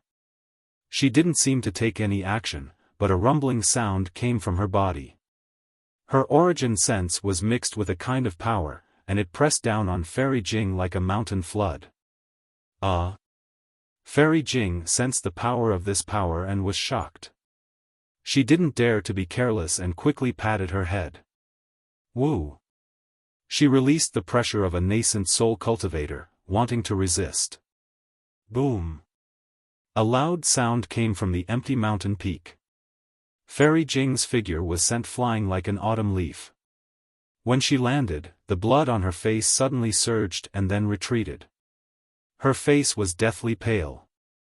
6th grade origin force. Fairy Jing's eyes were filled with shock. She was clear that this woman's pressure was immediately withdrawn when it touched her. It wasn't too forceful. However, with just a touch, Fairy Jing's qi and blood had already surged and her true essence had gone astray. This woman was at least a 6th grade star-plucking realm cultivator. "Humph, you're only a 4th grade descendant. You dare to be arrogant in front of me." That woman was very arrogant. Seeing Fairy Jing's shock and pale face, she berated, "Why aren't you scramming?" Fairy Jing clenched her teeth. Although she didn't know this woman was able to enter the Sky Dam water prison and even reach the bottom of the fire pillar. She was naturally an important demon to Bai Qingyu. Fairy Jing didn't dare to talk back to this woman, but she wasn't willing to lower her head to this woman in front of Xiao Hua. She squinted her eyes and said, "This concubine is under the king's order to ask." Since Xiao Hua isn't willing to speak now, this concubine will come again in the future. "Xiao Hua, the king said that as long as you tell him where you saw this rainbow conch, he will immediately release you and reward you greatly." Little White Dragon bitterly smiled. He was willing to speak, but he really didn't know where he saw this rainbow conch. Seeing Little White Dragon not speaking, Fairy Jing's heart ached even more. She didn't even look back as she flew towards the top of the fire pillar. When she arrived at the exit of the mountain peak, the water snake was still waiting there. Seeing Fairy Jing come out, the water snake didn't ask about the result and turned to bring Fairy Jing back to the Demon King's cave. Fairy Jing bit her lips and said, "Wait." "Oh? Is there anything else?" the water snake asked curiously. "If there's nothing important, it's better to turn back. The king is still waiting for a reply in the cave."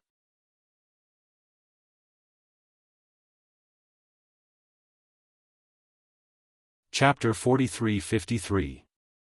I didn't get anything out of him. If I go back and report this to the king, I'm afraid I'll be scolded. Fairy Jing lowered her eyebrows and timidly replied, "Leave the king's order here and report back to the Demon King's cave. I'll go down in a few days and ask again." "What do you think?" The water snake only pondered for a moment before handing the 5-colored beast skin to Fairy Jing. It nodded and said, "That's good. The king has been troubled by this matter.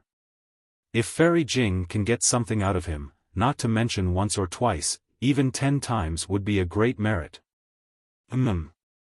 Fairy Jing nodded absent-mindedly and took the beast skin. She flew to the left side of the mountain. The water snake didn't suspect anything and returned to the Demon King's cave to report. At the bottom of the Heavenly Dam water prison, the woman saw that Fairy Jing had lost all face and left in a sorry state. She let out a cold snort and said, "You're only a human, yet you dare to steal my lover." After saying that, the woman landed in front of Little White Dragon. She looked at Little White Dragon and said coldly, "What? Do you feel bad?" When did you get this old lover? She caused you to be like this and you still treat her like this? You can't even bear to say a harsh word to her? Humph, none of your business. The little white dragon let out a cold snort and ignored the woman. Ioyo. When the woman saw that the little white dragon was angry, she immediately turned into water and jumped before the little white dragon. She coquettishly said, "When you were looking at the moon with me, you called me little sweetie. Now that the new person has surpassed the old, you're actually ignoring me." Bullshit. The little white dragon looked up and cursed, "When will you see the moon here? How could I call you little sweetie? So you want to see the moon? That's great, I've always wanted you to accompany me." The woman was pleasantly surprised. She raised her hand and took out a 5-colored flag. When she waved the flag, the stone wall at the mountain peak immediately disappeared. However, it was noon outside the mountain peak, so where did the moon come from? The woman was a bit busy and quickly said, don't rush, although she told him not to rush, her actions didn't seem to be in a rush at all. He hurriedly waved the flag and restored the mountain wall to its original state. Then, he opened his mouth and spat out a mouthful of green light. The green light rushed into the sky and turned into a green full moon. The faint brilliance of the moon sprinkled down like moonlight, brightly illuminating the blood-red flames. The little white dragon soldier was unmoved. It looked at Yu Hua indifferently and said coldly, "What do you mean by this? Are you trying to show off in front of me?" "Io, Xiao Lang, how would I dare?" The woman was shocked. She quickly opened her mouth and swallowed the green light. She said, "Wait a little longer. It will be night in a few hours." At this point, a strange expression appeared on the woman's face, as if she was about to cry. "What?" Little White Dragon chided. "If you don't let me see the moonlight, darling Xiao." The woman was on the verge of tears. "Today seems to be the 3rd day of the lunar month, there's no moon, humph." Little White Dragon didn't say anything. It only snorted coldly. However, this sound was like thunder in the woman's ears. She hurriedly said, "Darling Xiao, it's all my fault. Don't be angry with me. Actually, I just casually taught her a lesson. I didn't mean to hurt her, and I'm not jealous. I just think that she's too much. If it weren't for her, how could you have been suppressed here for 143 years and 42 days? Hearing the woman's precise description of the date, a smile appeared on Little White Dragon's face. It replied, "If I wasn't suppressed here, how could I have met you?" Hee, that's true. When the woman saw Little White Dragon smile, she was happier than anything else. She hurriedly flew up from the ground. Her entire body spun a few times in the air as if she was showing off. "Darling Xiao, take a look. Don't you like human forms? The human form I transformed into today. Do you like it?" "There's no need to look." Little White Dragon blurted out. "You're the most beautiful in the world. It doesn't matter if you transform or not, I like it. Darling Xiao." That woman was really drunk. With a moan, she threw herself at the side of Little White Dragon's head. Strangely, when the woman's body leaned against the pillar of fire, the demon runes on the surface of the pillar of fire could not stop her. The woman's body disappeared into the pillar of fire. Then, the entire fire pillar shone with demonic light, enveloping an area of several thousand feet. Several days later, a timid voice came from the demonic light.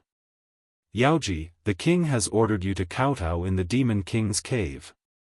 On the demonic light, the conch woman, who had been wary of Fairy Jing, stood respectfully on the demonic cloud. She lowered her head, not daring to look at the demonic light. She only whispered to Fairy Jing. "Damn it!" The voice of the woman hidden in the pillar of fire was very pleasant to the ears, but it was also somewhat angry. "Call me princess. Didn't you hear darling Xiao calling me princess?" Yes, Your Highness." The conch woman trembled and hurriedly changed the way she addressed her. This servant deserves to die. Please forgive me, Your Highness. The king has ordered for Your Highness to go to the Demon King's cave. Damn it. The princess was still cursing, but there was a hint of laziness in her voice. When the demonic light flickered, an extremely graceful figure appeared in the fire pillar. The curves of this delicate body were indescribably seductive, especially at her abdomen, where there was a bulge. Strangely, the woman's skin flashed with a seductive five-colored halo, and the oval on her abdomen had a different color. Humph. Little White Dragon didn't miss the opportunity to snort. The woman was startled, and a five-colored halo flashed. A gorgeous set of clothes instantly appeared and tightly wrapped around her body. Darling Xiao, don't be angry. The woman begged in a low voice. I'm not too familiar with this human's body. Wear more clothes in the future. Don't let everyone see everything. Little White Dragon shouted in an imposing manner. The woman replied in a delicate voice, Yes, darling Xiao, hurry up and scram. Little White Dragon roared again. The woman wasn't ashamed of Little White Dragon's scolding. Instead, she smiled sweetly and kissed Little White Dragon's cheek before flying into the air. Looking at the conch girl, she asked coldly, Who sent the message? It's that bitch from a few days ago. The conch girl said indignantly, She must have said something to the king, and that's why the king summoned Princess Yao for questioning. She doesn't want to live anymore. The woman was furious. How dare she ruin my plans? I'm going to skin her, pull out her tendons, and let her know how powerful I am. As she spoke, the woman's body flashed with five-colored demonic light, and she flew toward the mountain's exit. Io, princess, wait for me. Although the conch girl called out, she didn't fly high. Instead, she strangely turned her head and looked at Little White Dragon. She winked mischievously at Little White Dragon, as if she was proud of herself for sowing discord. Humph. Little White Dragon raised its head with a lazy smile on its face, but its brows were filled with disdain. When she heard the Little White Dragon's cold snort, the woman, who had already turned her head to look at the Little White Dragon, suddenly stopped. The woman raised her head to look at the sky. After which, she clenched her teeth and suddenly flew in front of the Little White Dragon. She fiercely kissed the Little White Dragon's face and cried out through gritted teeth, Xiao Lang, you missed me so much. After saying this, the conch girl didn't dare to stay for long. She hurriedly flew into the sky and reluctantly looked at Little White Dragon before she flew out of the cave. Since ancient times, excessive love has left behind only regret. This regret will never end. Little White Dragon's melancholy voice rang out from under the fire pillar. Heavens, forgive me for my unruly love. Just as Little White Dragon finished speaking, boom. There was a huge roar above the fire pillar. Another ring of fire was born from the peak of the mountain, and it fell down with a huge force. Roar. Little White Dragon howled in grief as a sea of fire appeared. Which Confucian cultivator said that? Pain always comes after pleasure. Damn it, it's too true. The Little White Dragon's sorrowful wails and recitation naturally could not reach the exit of the mountain. However, a figure stood at the exit, watching the endless rings of fire descend. His eyes were already filled with tears, and an indescribable sense of remorse appeared between his brows. When the ring of fire disappeared, this figure immediately took out a five-colored beast skin and rushed to the bottom of the fire pillar without hesitation.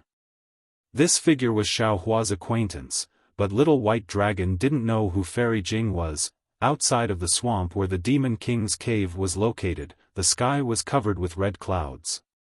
Thin strands of lightning were faintly discernible between the clouds. The muffled sound of thunder was covered by the loud whistling sound of the wind. The wind became stronger and stronger, blowing away the withered grass and breaking the trees.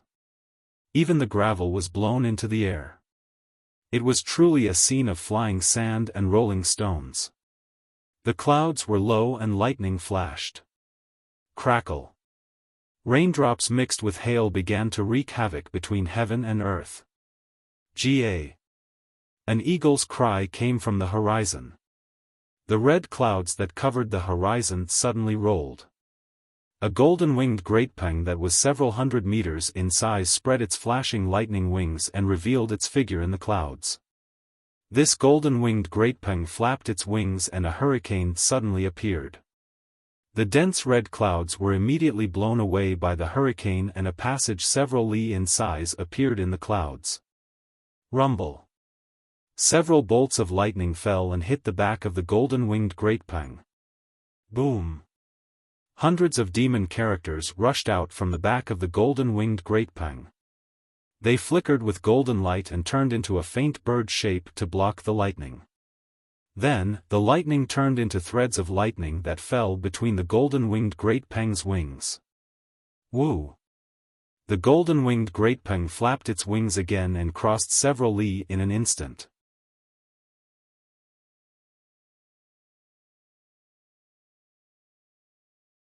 Chapter 43-54. Huh. Brother Peng's ability is indeed powerful. I'm not as good as you. After the golden-winged great rock leaped over the wind and lightning, a slightly hoarse voice rang out from within the gradually gathering red clouds. Following which, a strange whirlwind appeared. This whirlwind was as heavy as a mountain. Although it did not blow a path through the red clouds like the golden-winged great rock, it was still able to sweep away all the red clouds within a radius of several kilometers. Within the whirlwind, a strange demonic beast revealed itself. This demonic beast looked like a dragon, but it was much smaller than a real dragon.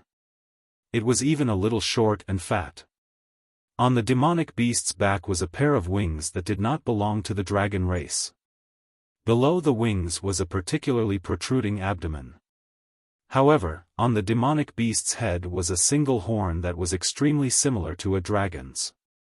In the lightning, it gave off an indescribable halo. Huh, we are the golden-winged greatpeng. Wind and thunder are innate remarkable abilities. How can we compare to a flying feather void beast like you? Whether it's wind, thunder, or earth fire, we can calmly escape through them. The golden-winged greatpeng's loud laughter sounded. Although it was humble, its tone was not without pride. Heh heh. The flying feather void beast smiled. Its short and fat body trembled slightly, and the wings on its back flashed. Strange ripples suddenly appeared in the space within the whirlwind. These ripples landed on the flying feather void beast's body, and the flying feather void beast instantly disappeared. A light mark like a wing flashed faintly through the red clouds, and it quickly surpassed the golden-winged greatpeng. Damn it! The golden-winged greatpeng yelled. I didn't plan to compete with you. What's the point of surpassing me? As he spoke, the golden-winged greatpeng flapped its wings again and chased forward amidst the lightning and wind. The two demonic beasts seemed to be even faster than the wind and thunder. In less than half a meal's time, they had already surpassed the area covered by the wind and thunder. A golden light flashed in the golden-winged greatpeng's eyes as it looked towards the ground. Then, a powerful origin thought swept towards a swamp like a mountain. Boom! Just as the golden-winged greatpeng's origin thought swept across the swamp, a pillar of light shot up into the sky. When the pillar of light landed in front of the golden-winged greatpeng's head, Bai Qingyu's body flashed with a five-colored halo as she appeared within the pillar of light. Brother Peng, brother and I. Demon King Bai Qingyu's shellfish, which was hundreds of meters long, a strange voice came from within the shellfish. Peng, Peng, Peng, Great Peng's Peng. As soon as Demon King Bai Qingyu's voice fell, a layer of spatial ripples appeared above his head. Bai Qingyu didn't dare to delay and hurriedly moved aside. The flying feather Nikong beast's figure appeared amidst the spatial distortion. Its wings were still flapping slightly. Huh, Bai Qing. The flying feather Nikong beast laughed and said, the two of us had already set off. However, we received a message from Peng Sage. It seemed to be related to the seventh great sage, so I followed Peng Jun back to Veiling Sky Ridge. Oh? Bai Qingyu was startled and hurriedly asked, Ni Quan, who is the seventh great sage of our demonic beasts? The flying feather Nikong beast's expression didn't change. He raised his hand and pointed at the golden-winged great Peng who had stopped behind him. You'll have to ask Peng Jun about that. When the golden-winged great Peng Jun saw that the flying feather Nikong beast had surpassed him, a trace of displeasure appeared on his face. When he saw Ni Quan pointing at him, he said coldly, My ancestor didn't say who it was. How do you want me to tell you? Huh. Bai Qing smiled and said, This isn't the place to talk. Two demonic brothers, please come to my Demon King cave for a chat. Please. Ni Quan smiled and glanced at Peng Jun. After a moment of politeness, he followed Bai Qing and descended. The three demonic beasts entered the Demon King cave and took their seats. The water tribe served a banquet. Before the banquet started, Peng Jun looked around and asked curiously, Brother Bai, where's your brother? Why didn't he come out? Could it be that he was defeated by me last time and doesn't dare to come see me? Who knows where he went? Bai Qing glanced at Peng Jun unhappily. After being defeated by you last time, he didn't return to Bai Qingyu. It seems that he heard that one of his descendants got into trouble, so he went to take a look. It's either the hidden immortal continent or the Western Paradise. Huh, he's really bold. Peng Jun smiled and didn't ask any more. Then, the three raised their cups and drank. After chatting for a while, Bai Qing looked at Peng Jun again and said with a smile, Brother Peng, I wonder what message Peng Sage sent you? Can you tell me? Peng Jun looked up and asked Bai Qing with a faint smile, could it be that Bai Sage didn't send any news about the seventh great sage to Bai Qingyu? Sigh. Bai Qing sighed and put down his wine cup. He said, How could Bai Sage send a message directly to me? The message I received was from the star-obscuring lake. Although there's a lot of news from the star-obscuring lake, who exactly is the seventh great sage and where in the 1,000 demonic sacred realm did he become a great sage? Until now, the star-obscuring lake still hasn't given a definite answer. I think my old ancestor is also confused. If Bai Sage is like this, then why isn't my old ancestor? Peng Jun smiled and said, The news I received actually came from Tsangyue Heaven. It wasn't personally sent by Peng Sage. It's just that brother and I happened to see it, so he made a big fuss about it. Brother Peng, don't blame me for talking too much. Ni Quan hurriedly explained, After all, the seventh great sage's appearance is too strange. From the news from the Xian Space Forest to my ancient Bell Mountain, it can be seen that his ascension to a great sage is much stronger than my old ancestors. That momentum is comparable to our demon race's first great sage, Peng Sage. Therefore, I think your Tsangyue Heaven might have received more information. Peng Jun pondered for a moment and said, Actually, the news from Tsangyue Heaven this time is also a guess about the seventh great sage's strength. What do you mean? Bai Qingyu and ancient Bell Mountain were shocked and stared at the demon monarch of Tsangyue Mountain. My old ancestor and the other 5 great sages have already gathered in the Great Sage Hall. Peng Jun smiled bitterly. It's said that there's already a phenomenon that has never appeared in the Great Sage Hall. This phenomenon shows that, the 7th Great Sage's strength not only surpasses Peng Sage's, but also surpasses all the great sages in the 1,000 demonic sacred realm. X. Ancient sages? Bai Qing and Ni Quan couldn't help but exclaim. That's right. Ancient sages in the past, and it's even possible that there won't be any sages in the future. Peng Jun nodded and looked at the flying feather void beast. He said snappily, This is the reason why I lost my composure when I saw the beast's skin. Presumably, it won't be long before the two of you receive the news from the Xian Space Forest and the obscuring Star Lake. Damn it, how is that possible? Bai Qing looked at Ni Quan and then at Peng Jun. She lowered her voice and exclaimed, although we only control a corner of the demon realm, the 6 great sages have investigated the entire demon realm. How did a great sage appear? They don't know anything about it. What's so strange about that? Peng Jun said disapprovingly. The hidden immortal continent is the world of Confucian cultivators, and the immortal palace has investigated the 9 prefectures. However, didn't the Tao sect have a primordial chaos ancestor? If not for the Buddhist and Confucian cultivators working together and even borrowing the power of our demon race, how could they suppress him? Even if they did, didn't the primordial chaos ancestor escape and harm the Confucian cultivators? Forget it, forget it. Bai Qing laughed and raised his wine cup. The 7th great sage's matter is related to the great sage hall. It's the great sage's effort and has nothing to do with us. When there's news, we'll naturally know. Come, 2 demon brothers, please. Drink, drink. Peng Jun also smiled and raised his cup.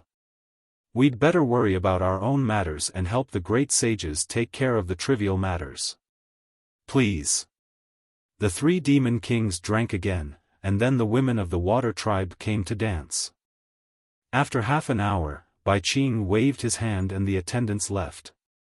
He opened his mouth again and said, 2 demon brothers, this time I invited you 2 demon brothers to discuss the banquet. Banquet. Ni Quan looked at the other 2 demon kings and said with a smile, it's a good banquet. Does Brother Bai have other ideas? Bai Qing hurriedly explained, banquet is such a brilliant idea. It's completely Brother Ni's idea. I can't think of any good arrangement even if I break my head. However, since it's a banquet, there must be a time when the song ends and people disperse. I want to discuss with you 2 demon brothers, how to deal with Xiao Hua. Oh? Peng Jun raised his eyebrows, and a strange light flashed in his golden eyes. He said curiously, I don't understand. What does Brother Bai mean? Ni Quan smiled and said, Brother Bai is quite interesting. The banquet hasn't even started yet, but Brother Bai isn't discussing how to harvest the banquet with us. Instead, he's talking about the bait's ending. This really puzzles me. There's nothing strange about this. Bai Qing smiled faintly and said, it should be related to the 3 demon kings' ideas. It should be related to what we want from Xiao Hua. Hearing this, Ni Quan smiled and looked at Bai Qing. He asked, since Brother Bai mentioned your idea and purpose, I also want to ask something. Back then, when Xiao Hua came to my ancient Bell Mountain, he was a good friend of a human descendant of my ancient Bell Mountain. He seemed to have nothing to do with my demon race. I don't know why Brother Bai suddenly set a trap for me after hearing the name of this human. You used an ordinary demon weapon to exchange for my sleeve. Only then did you capture Xiao Hua and bring him to Bai Qingyu to be suppressed.